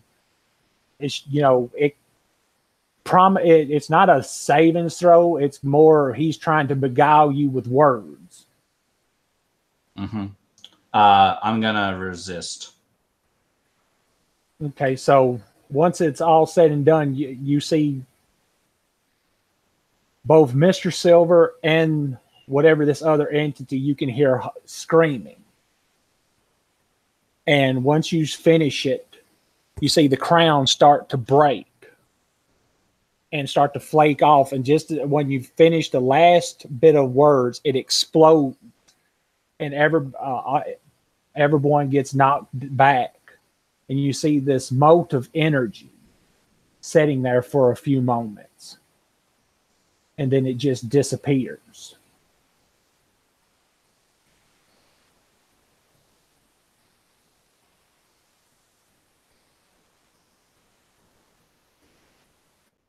And that's where we'll stop. Awesome. Okay. I want to thank everybody for putting up with this. I want to thank everybody for playing along with crap on the fly. Y'all my boys, Blue. Y'all my boys. This has been fun for me. I hope it has been for y'all, certain parts. I want to thank everybody that's going to watch it or not watch it. Hey, I got stuff to go back and watch to help me with. I want to thank all y'all for playing. Sorry, Eric missed it, but you can't snooze. So this is the Innistrad game, and we signing off.